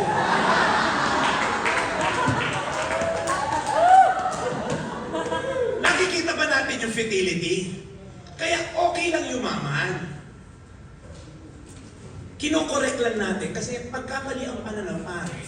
Magkakaroon lang tayo ng seminar. Pastor, ito na, ang yayaman. Nasaan na yung kinausap ko last year na yumaman? Pastor, yung isa, hiwalay sa kasawa. Yung isa, 3 kabit. Yung isa, nasa Okada. Gumuna sa drugs. Saka sa sugal. So, okay lang yumaman. Kaya anong pananaw mo? So, how do we... Patapos na ako. How to be contented? Ang ganda tanong to. And yet, Pastor, I have so many ambitions. Maganda na naman tanong to. Pastor, gusto ko maging content. Sabi mo, be content with what you have.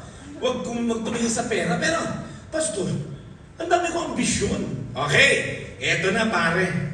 Eto, libre ko lang ibibigay sa inyo. Okay? Si chairman lang magbabayad sa akin. Sa inyo, libre lang. Okay? Etong wisdom na to. Okay? Eto ngayon yan. Ang tendency isa, wala akong ambisyon. Ayoko na yumaman kasi tamad ako or pahirap lang yan. Ang mga mahihirap mag-isip, poverty mentality, nag-uwi ng tissue sa CR, ang inisip niya, I want more. Now, on the other side, meron mga sobrang greedy na tao. Puro trabaho, papatay para yumaman. Ito naman mga greedy na tao, sinasabi niyan, I don't have enough. Actually, magpinsan yan. Kahit pagpalitin mo yan, same mo yan. Yung mahihirap, I don't have enough. Yung greedy, I want more. Magpinsan niyang dalawa na yan, okay? So titignan natin, where do you now draw the line? Kasi pag sobra kang hirap, okay, ang maano mo naman, asceticism, yung asceticism, yung namundo ka na lang, ayoko na ng pera, gusto ko mahirap, gusto ko simple lang. Sa kabila naman, sobra ka materialism. 3 na LV mo. Gusto mo naman mag-ipon ng Chanel. 4 na Chanel mo. Gusto mo naman 7 Hermes. Materialism naman yan. So where do you draw now the line of godly contentment? Alright? Titignan natin. Para hindi ka mag-lean towards materialism, have contentment. The Bible says, but godliness with contentment is great gain. Alright? Sige, pinipicturean nyo. Para pag pinost nyo, kompleto. Tanggalin natin to ha. Yan. Kasi tatlong taon ko itong pinag-prepare itong slides na to. Okay? Ayan. Now, Jeff, paano naman ako para hindi maging tamad? Kailangan ng ambisyon. In fact, ang pang-ano natin dyan, yung parable of the talents. Kung ano meron kang talent, pagyabungin mo, palakuguin mo. That's where the godly contentment lies. For you, hindi mag-lean towards materialism, maging kontento ka. Okay? Gamitin mo yung yaman mo for God's glory. Okay? Para hindi ka naman maging tamad, para mag-ambisyon ka naman. Pakainin mo yung pamilya mo, pakainin mo yung mga mahal mo sa buhay, maging blessing ka sa iba. Hindi ka buka kang pera, ayaw mo na magtrabaho. No. The parable of the talents, i-multiply mo yung talent na meron ka. So, look up at the screen. Be content. How do you balance this? In whatever you do, whether you eat or drink, do it all for the glory of God. Ibig sabihin, pag sobrang yaman mo, tanongin mo, am I doing this for the glory of God? Bibili ko ng bagong LV, nakawalo na ako LV. Is this for the glory of God? Parang saan ba talaga yan? Tapos pag merong nanawagan sa church nyo, na misyonaryo, ayaw mong tulungan. Ako, hirap din ako eh. Wow, 4 ang LV mo. Benta mo 2, matulungan mo yung misyonaryo. Para saan may pagkukolekta mo? To give you that sense of security, in-address na natin. Pera cannot give you a sense of security. Seemingly secured ka, pero pare, tumaas na ang gasolina, hindi na secure yung pera mo eh. So listen up, your spending reveals your spiritual standing. Paano mo ba ginagamit yung pera mo? Okay, it reveals yung spiritual standing mo. I'm gonna end. A testimony, I have a friend who owns Coffee Bean. Alright? He's a good friend, long-time member ng church namin. Could have wanted more in terms of profit. Pero si Walden, this is Walden too, he's a good friend. Breakfast kami last month, and binibigyan nila ako ng testimony about things that's happening. I think they have 170 coffee bean na. Naka 20 years na coffee bean sa Pilipinas. Nire-recall niya yung una niya coffee bean, wala siyang pasweldo sa mga tao. And then ito nga yung ano niya sa CBTL Holdings, Christ Brings Truth and Life. Yan yung CBTL niya, okay? So, sa Philippines, siya na CBTL Holdings, yun yung pangalan ng kumpanya niya. So, pag tinanong ko si Walden, every Holy Week and Christmas, ginagather lahat ng mga tao. Nakakatuwa. Igagather ka sa isang victory center, mag-preach ako, and then people will be born again. 2 batches yun, isa sa umaga, isa sa hapon, pupunta sa Mindanao. Meron siyang departamento that oversees lang yung spiritual welfare ng tao. Ang tawag daw, Shepherd Department. So may pastor, naka-payroll, alala ng sweldo. Gusto mo magtrabaho sa kanya eh. Kaya lang, hindi niya kaya yung rate ko. Okay, joke lang. So, sabi ko, one time sabi niya, Pastor Jeff, let's have breakfast last October. Sabi niya, oh bakit? Basta breakfast lang tayo, gusto lang kita makausap, meron akong i-share sa'yo. Kala ko naman, sasabihin niya, ito na yung number of shops natin. Yung Nonos, kanila din, napakalaki ng Nonos, 13 to 17 outlet. Meron silang napakalaking pest control company. Nagsimula siya from a humble beginning, isang coffee bean, ngayon 170. So pag tinignan mo, saan nagmula yun? So sabi ko, di nagbe-breakfast na kami. Sabi pa, Pastor Jeff, I'll show you an SDE, same day edit of a video na testimony namin. Sabi ko, ano kaya to? Marami na naman siyang shop. Kaya o ba? Alam mo, pinakita. Ang ginawa pala niya, a month before that, ginagad niya lahat nagli-live-in yung barista, waiter, lahat na nagli-live-in. Okay? Tapos, pinunta niya sa isang seminar na hinost ng isang church. Pinag 2-day seminar niya yung mga nagli-live-in about the value of marriage. I mean, sino may-ari ng kumpanya? Papakialaman pati yun. But he wants to impart and spend money ang gastos para dali mo lahat yung mga nagli-live-in na yun sa isang hotel, hindi overnight pero 2 night kasi hindi niya tinotolerate yung sex before marriage. So sabi niya, dito kayo, uwi kayo, balik kayo dito. Alam mo, one by one nagkaroon ng perspective yung mga tao. In fact, nung araw na yun, pangalawang araw, may nagpakasal. May nagpakasal kasi ayos na yung senomar nila, dinidelay-delay lang nila. Because again, para saan ba yung pera mo? Basta para makaipon ng 3 iPhone. Are we even aware sa needs ng pamilya natin? Baka may kamag-anak ka sa probinsya, hindi mapag-aral ng pamangkin mo o sino. Ate, pag-aaralin ko yan, pero siguraduhin mo lang yung tuition, blah blah blah, makakarating, bigyan mo ko ang report. How do you spend your money? Because again, our eternal view shapes what we pursue. Use your worldly wealth so that you may invest in advancement of God's kingdom. So gusto ni Lord yumaman ka, pero hindi para ibulsa mo lahat. Gusto ni Lord magamit mo yan for the advancement of His kingdom. Amen? Ngayon, para ayaw nyo na yumaman. Ayoko na yumaman. Hindi pala sa akin yan eh. Keep your lives free from the love of money. Be content with what you have. Why? Because God said, never will I leave you, nor forsake you. You know, praise God. Para pa sila. If you're gonna keep comparing what others have with what you have, you'll never be happy. Ay, nako, naka-iPhone 11 lang ako. Buwis, naka-15 na to. Tapos i-judge mo pa, sino kaya in-scam na to? Wala ka mabenta tong Yusana, tapos naka-15. Siguro may sugar daddy to. Ang sama mo, di ba? Hindi mo ma-enjoy yung 15, yung 11 mo, kasi kino-compare mo sa iPhone 15, na ginudge mo pa kung saan ang galing. Be careful. Because it's a joy stealer. Every time we compare, it will steal our joy. You want to enjoy your work? Look up on the screen.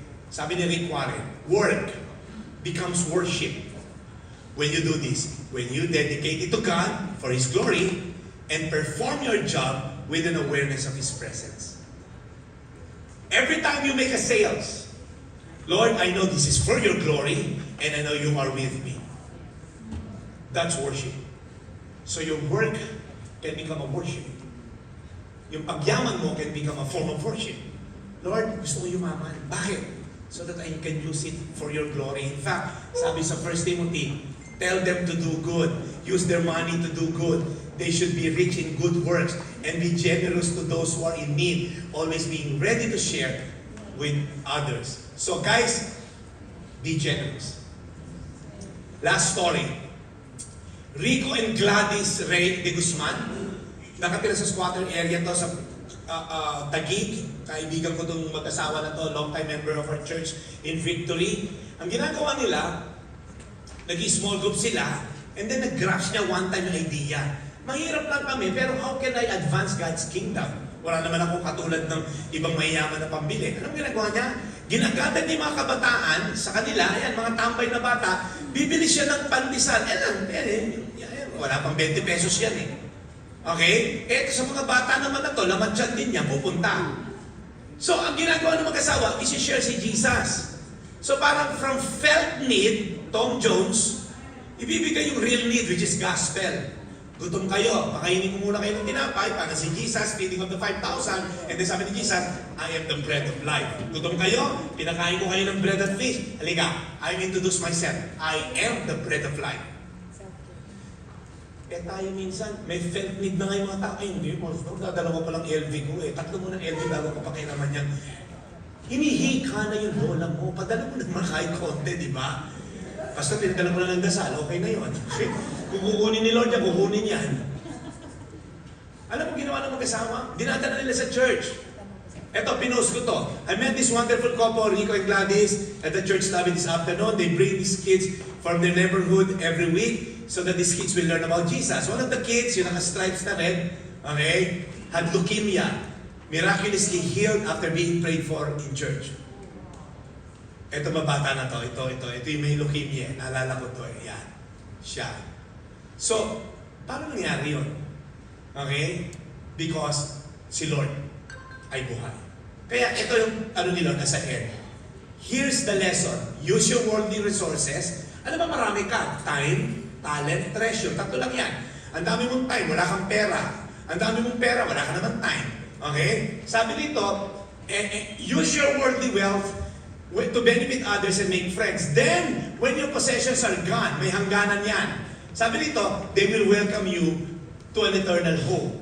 Yung mga bata na yon, one day, pag namatay si Rico at si Gladys, pagpunta nila sa langit, sasalubungin sila, ay, hindi na Rico, ako po may leukemia, namatay din naman ako, ganito, ganyan. May iba na, oy, ako yung lola nung bata na sinyera nyo, pinakain nyo ng biskotso, narinig ko yung mga katuruan nyo, matenda ko ng church nyo dito sa Taguig, na born again ako. Sa inyo, pag napunta kayo sa langit, may sasalubong mo sa inyo? Pastor, I think sa impyerno marami sa sasalan po. Ako yung tangan mo, hindi mo binayaman. Ako yung ganito. Gamitin mo yung ano yung marami ka. Time, talent, treasure. Ano marami ka? Galing ka sa talent. Magaling kang kung ano man talent mo. Share it so that you may gain friends. Because one day it will be gone. Because you can use money. Money is a tool to prepare for eternity. Look up here, last illustration.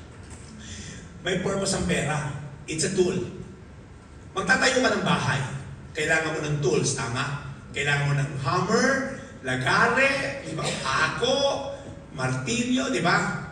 And ginawa natin minsan, bumili ka ng 1,000,000 pako, 1,000,000 lagare, 2,000 martilyo. Tapos tinanong, ang dami mong tools ano na itayo mo? Wala. Nag-ipon lang ako ng maraming tools. Di ba ang weird? Ay, sira ulo ka pala eh. Wala ka na tayong bahay, pero tayo mong lagare. Ang dami mong martilyo. Sakali mo itong 300,000 pieces na lagare. Tools. Di ba minsan nakakatawa sa ganung analogy? Pero yung pera, tools lang yan eh. Ano tayo mong pera? Ano na itayo mo? Did you build memories with your children? Pastor, dami kong iPad. Pastor, dami kong bag, 8. O yung kapitbahay mo na Tom Jones, na-build mo ba yung kingdom?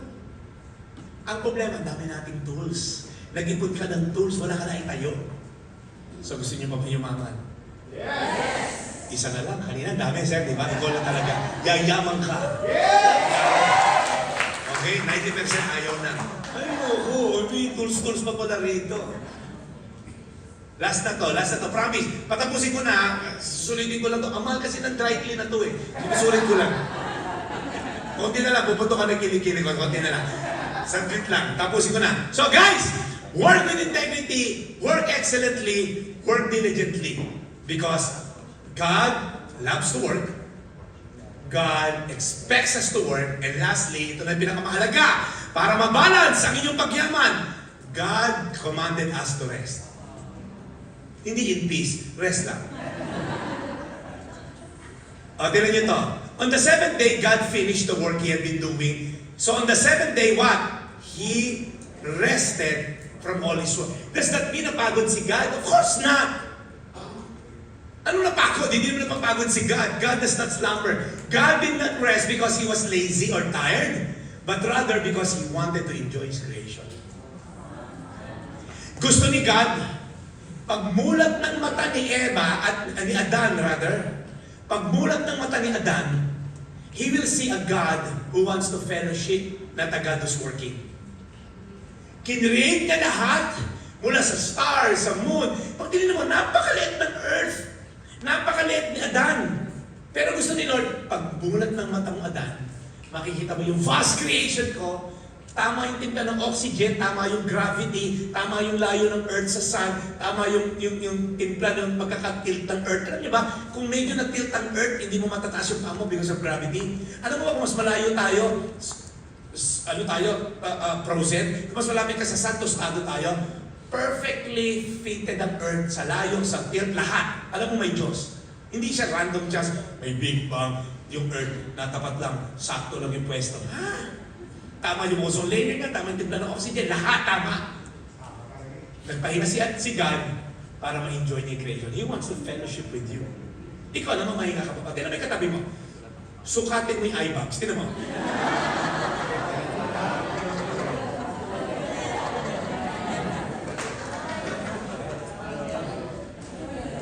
It is useless for you to work so hard from early morning, Psalm 127, until late at night, na nagtitinda ka na yung sana, and then you're anxiously working. Wala kang Diyos. Lagi kang may takot. Lagi kang may fear. Paano pag di nakakota? Paano pag di nakabenta? Hindi ka na natutulog. But you know what? God gives rest to those He loves. Ang tanong, mahal ka ba ni Lord? Yes! O, kukunin ka na niya. Hindi pa. Okay. You know the point here? While you are sleeping, God is providing. Grabe si Lord, ano? Habang natutulog ka, sineset na niya si Mr. Chua para ma-appointment mo sa Starbucks. Wag pala Starbucks, Coffee Bean. Nagtantay siya sa church. Wag Starbucks, Coffee Bean. Right? Para i-set yung meeting na yun. Habang tulog ka, namamahinga ka, alam mo si God nagpo-provide. You know a farmer? Rest connotes trust. Pag nagtanim ang farmer, binungkal niya hard work. Binungkal niya lahat. Nilagay niya yung seed. Hindi niya aabangan. Bilisan mo. Binati ko siya. Bilisan mo, tumubo ka. Ang weird nun. No. He just allows the nature to do its part. Papahinga ako, matutulog ako, because I know yung nature will do its part. Mag-germinate yung seed, tutubo yan, with the right light, with the right water, dadamuhan ko kung kailangan, pero God will bring the harvest. The Bible says, horses are made ready for battle, but victory rests in the Lord. We do our part. Hindi tayo pwede. So, Lord, provide mo. Bibili lang ako ng ugawa, padala mo yung pera, mga benta. No. Nagigising ka na maaga. You work hard. You work excellently. You work diligently. But at the end of the day, we rest because we know God will provide. God will provide. Nakakapag-notes ba kayo? Alright. Kung hindi, si ate, ni-record niya from the start, pwede niyo bilhin kay ate yung video. Ate, kailangan ng copyright sa akin, okay? Kasi hindi kasama sa kontrata, i-record siya. Joke lang, i-record mo lang, okay? Ito, ending ng tao. Tinabi katabi mo. Man's chief end is not to accumulate stuff. Hello? Your chief end is to glorify God, and then you're gonna enjoy the next. To enjoy God forever. Pag hindi mo glorify si God, glorify mo yung Rolex mo, glorify mo yung trabaho mo, glorify mo yung sarili mo, glorify mo yung sana. Pag glorify na hindi si God, you're not gonna enjoy God forever. Kaya ang weird ng mga tao na kausap ko, pag tinanong ko, gusto mo mapunta sa langit? Oo. Ba't tayo mamuhay ngayon sa kaluburan ng Diyos? Lahat ng ginagawa mo, ayaw ni Lord. Gusto mo mababae, gusto mo ng same-sex, gusto mo makipag-sex sa di mo asawa, gusto mo ng drugs, tapos gusto mo mapunta sa langit. Hindi mo ma-enjoy yung langit. Eh dito nga ayaw mo kay Lord. Doon habang buhay mo siya kasama. Kaya ang weird. Gumagawa ng masama rito, pero pag tinanong mo, gusto mo mapunta sa langit pag namatay ka? Oo. Hindi mo gusto sa langit. Dito pa nga lang sa lupa, ayaw mo na kay God eh. Eto, kahit sa katumingin, puro God doon. Kaya it's weird. Gusto mo maging Diyos dito sa lupa to live your life according to your own doing. Ayaw mo sundin yung kautosan niya, gusto mo yung sarili mo lang, gusto mo makipag-sex kahit kanina mo gusto. Kasi sabi nga, hindi ka sa asawa lang eh. Ako nga ang God eh. Okay. You're the God of your own kingdom. Pero, sabi sa Bible, that a man is destined to die once and face judgment. You can choose how you want to live your life here on earth. Unfortunately, it's not for you to decide kung saan ka dadalhin. It's only one judge that will decide kung saan ka ilalagay. And the Bible says, a man is destined to die once and you're gonna face judgment. Ang weird, you know? You're free to choose dito sa lupa, pero when you die, it's up to the judge kung saan ka dadalhin. So be careful. So, we talk about the distorted view of work. May natutunan ba tayo about the biblical view of work? I hope naman, kasi binyahe ko pa kayo from Antipolo. 3 a.m. ako na natulog para sa inyo eh. Para lang pagpunaan ko. I have to leave lang ng 11, nadasalan tayo. But, can we all stand? Let me encourage you, okay? Patapos na ako. 5 minutes. I told you that God is a finisher. He finished what He started. Jesus was sent here on earth with one specific mission. To save humanity from their sins. Tama? To redeem. Because ano ba yung utang natin? Kasi nga, talking about Jesus' work. When He came here on earth, the Bible says, God sent His Son. Why? Because He loved the world. For God so loved the world, He sent His Son. Alright? For what? So that we may never perish. The Bible says, God is patient. He doesn't want anyone to go to hell. So yung katabi mo na yan, kahit malakas siya mag-babe, amoy impyerno, pwede mapunta sa langit yan. Okay, so, because God doesn't want you to go to hell. He wants you to go to heaven. Alright? But then again, sabi niya, kaya na may utang tayo. God is just. Adam and Eve chose to sin. And because of Adam and Eve's sin, lahat tayo pinanganak ng makasalanan. The Bible said, for all have sinned and fall short of the glory of God. Kung hindi nagkasalan si Eva at Adam, wala na sana problema eh. Wala na ililigtas si Jesus eh. But then again, after Adam and Eve sin, lahat ng pinanganak. Tignan mo, check mo nga, may pusod ka ba? Okay, makasalanan ka ang pinanganak. Okay? Walang pinanganak na hindi makasalanan. That's in the Bible. Kaya nga, your 3-year-old, you don't have to teach, anak, ganito maging selfish. No, yung baby ko kanina, selfish yun. Kahit 1-year-old pa lang. Ayaw magpalagay ng sombrero, pag kami kapatid yan, di share yung toys. Walang magtuturo dyan, anak, ganito maging selfish. No. We're selfish the moment we're conceived. Not we're born, we're conceived. That's what the Bible said. Because Adam and Eve sinned. Through one man, sin entered the world. But praise God, the first Adam brought sin, the second Adam, Jesus Christ, redeemed us from our sin. Amazing, ano? When Adam and Eve sinned, they tried to cover their shame and guilt by the fig leaves na tinahi nila. Nung palabas sila sa garden, sabi ni God, tanggalin niyo yan. And God covered them with an animal skin. God needed to kill an animal, an innocent, lamb or goat, to take the skin to cover them, which is what He's gonna do thousands of years after, when the perfect Lamb of God will be slain to cover our shame and guilt forever. Amazing, isn't it? Nung palabas sila sa Garden of Eden, doon pa lang, nakikita na natin yung pag-save ni Jesus sa atin. So pag tinignan mo si Jesus, when Jesus died on the cross, He said, it is finished. The word is tetelestai. And then He bowed down His head and gave up His spirit. Jesus came, as we celebrate Christmas season, with one agenda, to pay the sin that we cannot pay. Because God is just, makasalanan lahat ng tao. Again, I want you to wear your thinking cap. Okay, very short lang to, pero I want you to understand this because this entails eternity, eternal life. When God put His wrath, yung galit niya in a cup, symbolically. May tinatawag po sa Bible na cup of God's wrath. Lahat ng galit niya mula sa kasalanan ni Eva at Adam, hindi niya binuo sa tao. Symbolically, He put it in a cup. Ang tawag doon, cup of His wrath. Kaya nung si Jesus nasa Garden of Gethsemane, I was there last February, in that very garden, there are olive trees there na 2,000 plus years old. So possibly, isa sa mga olive tree na yon, doon nakaluhod si Jesus. And He was crying with blood. Sabi niya, God, Father, is it possible to take this cup away from me? Kung binabasa mo yung Bible at hindi ka katulad ko na medyo nag-aral because that's my job, sasabihin mo, okay, ano bang cup pinag-uusapan dito? Peter, pati hindi mo tanggalin, may cup ba, nagkape ba siya? No. He's not talking of a physical cup. What Jesus is saying, Father, is it possible not to take your cup? Because yung galit ng Diyos, kailangan ibuhos niya kahit kanino, sa sangkatauhan. Because He's mad at sin, because He is just. Hindi na pwede sabihin, lahat ng rapist pumunta ng langit. Sige na, MWF, pwede. No, I can't do that. Kasi He won't be just, tama? Kung merong judge na dinidinig yung kaso, na loving lang, ay, ba't ka nang rape? 7 anak mo. Judge, bawa na po kayo. Nakadrugs lang po ako. Tapos pinatay mo pa yung rape po. Opo, kasi nanlabag pinatay ko. Sige na nga, mabait ako. Not guilty. Will you honor the judge? Of course not.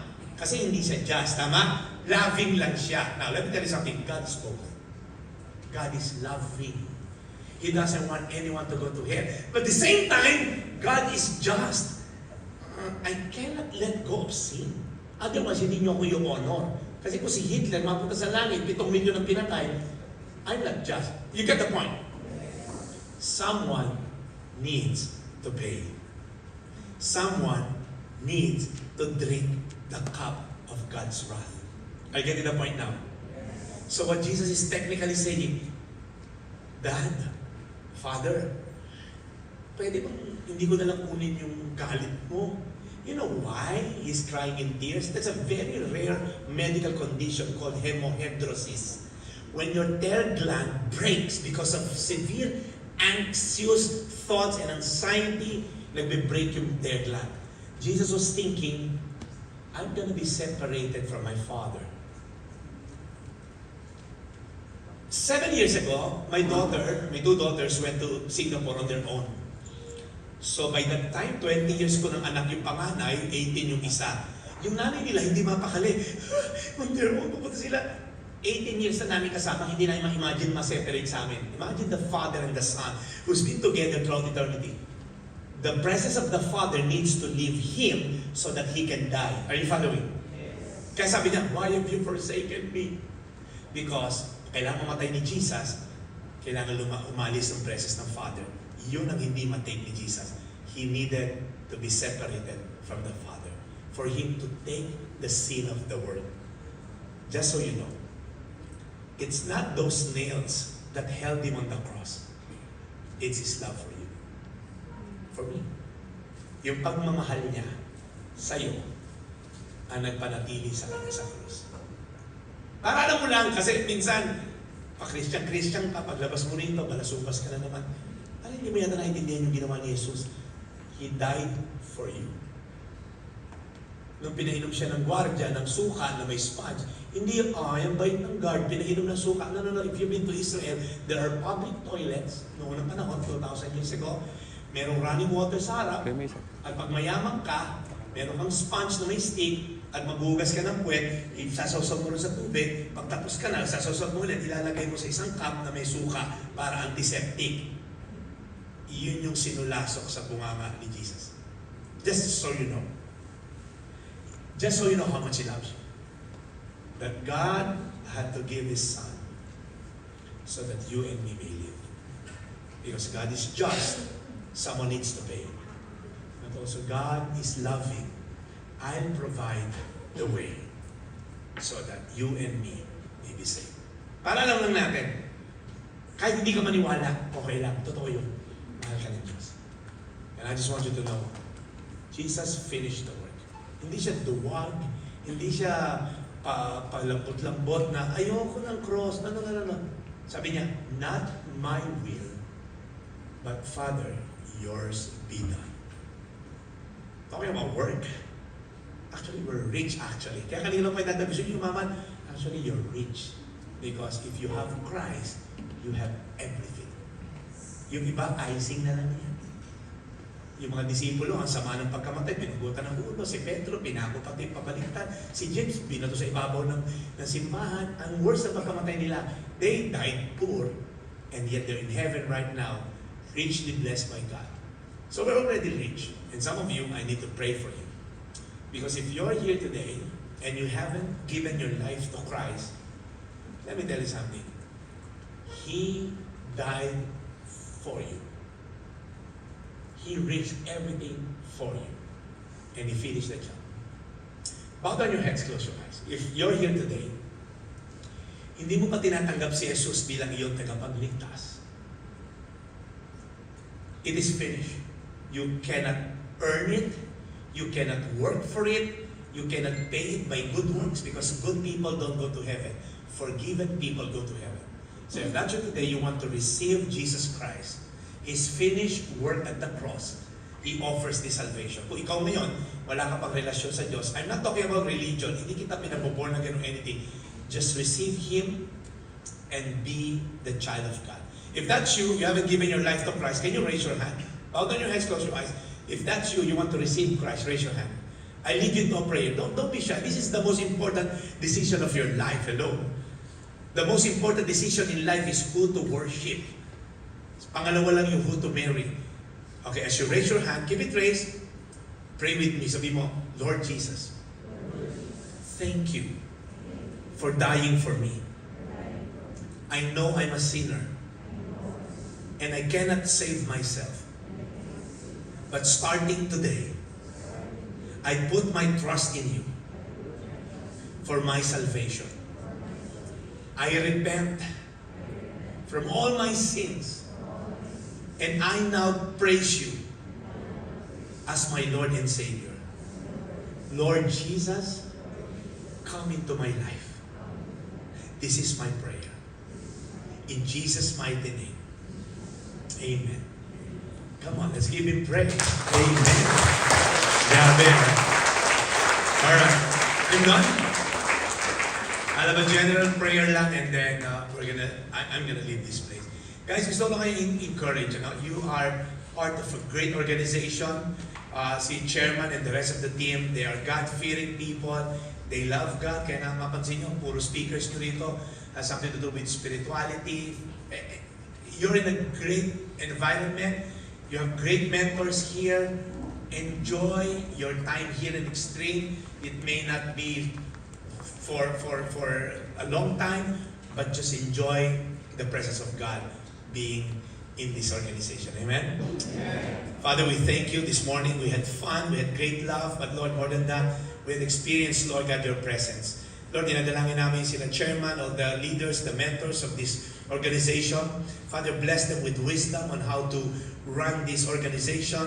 Salamat, Panginoon, sa mga opportunities ilalatag mo sa pag-offer ng magandang healthy alternatives, Lord God, through this product, Yusana. Lord, bless niyo po ang bawat isang nandito ngayon ng magandang buhay, maayos na buhay, peaceful life, Lord God, and the richest, Lord God, now that they have a better perspective of wealth. Now that they have a greater understanding of what blessing constitutes, Lord God, they're going to work hard. They're going to work with excellence. They're going to work, Lord God, with so much hard work into it. They're going to labor, and yet they have time to rest. Knowing as they rest, you will provide. So, Lord, bless everyone, Lord God, in this room. In Jesus' mighty name. Amen. Amen. Isa lang ang request ko. Mag-selfie lang tayo sa iPhone 14 ko, okay? Wow, hindi pa naka-15? Alright, sige. Alright? Sige lang. Ayan. Ay, ang saya. Alright. Ay, kuha lahat. Papadevelop natin ito one by one. Alright. Tapos isang video na lang. Ano masan nyo? Recharge 2024? Ano ba rin yan? Hindi ko lang. Ano? What?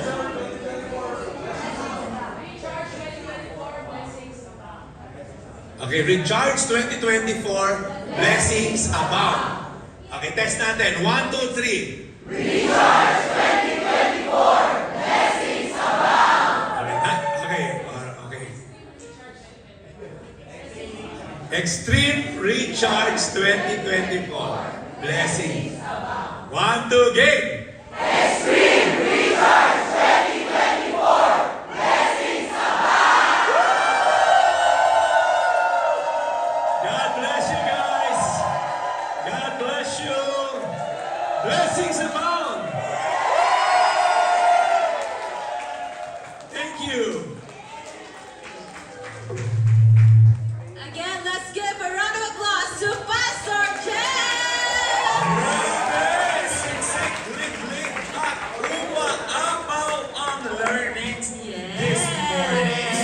Of course, diba, marami tayo nakuha. And let's greet Pastor Jeff a happy birthday to you. Happy birthday, happy birthday to you. Isa pa! Happy birthday to you. Happy birthday to you.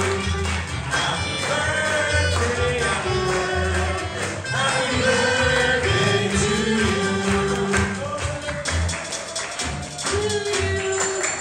Happy birthday to you.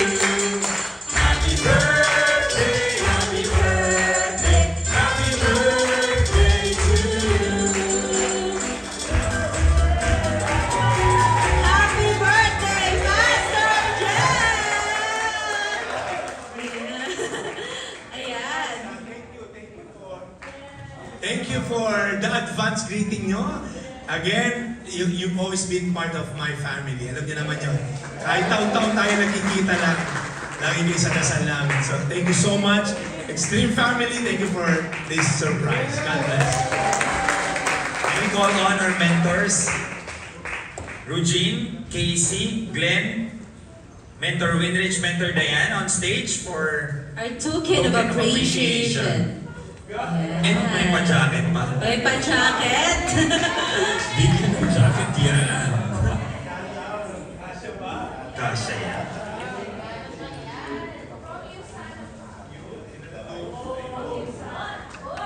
Oh,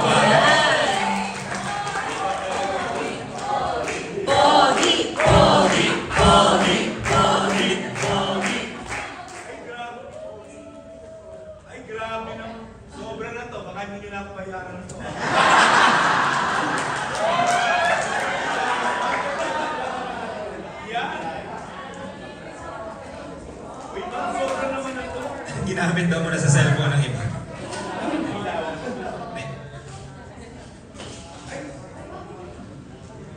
Ay, grabe. Ito yung pang-aalamasan. Pag sinuot ko ba ito, may discount. Sa ID lang.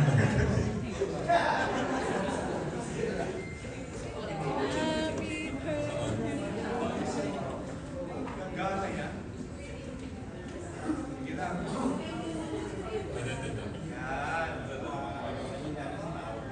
Apple daw kaya. Yan, Apple kasi na. Uy, grabe talaga.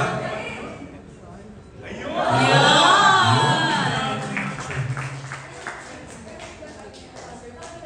Ayan! Kasi 10 minus, tinalan natin ito.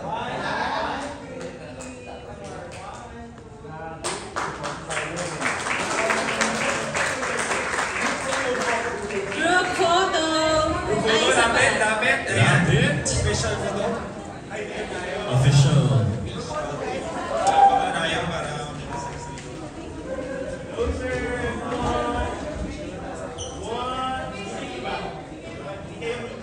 Kabila yung iba.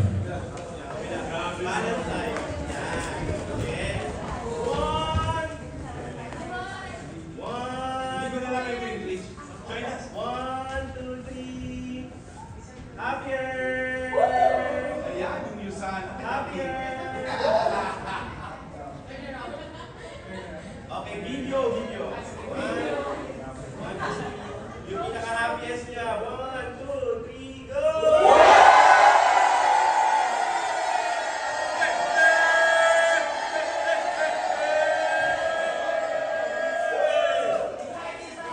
one last po. Okay, one last. Tayo mo naman sa official photo. Last na po. Daming anggulo. Ayan, para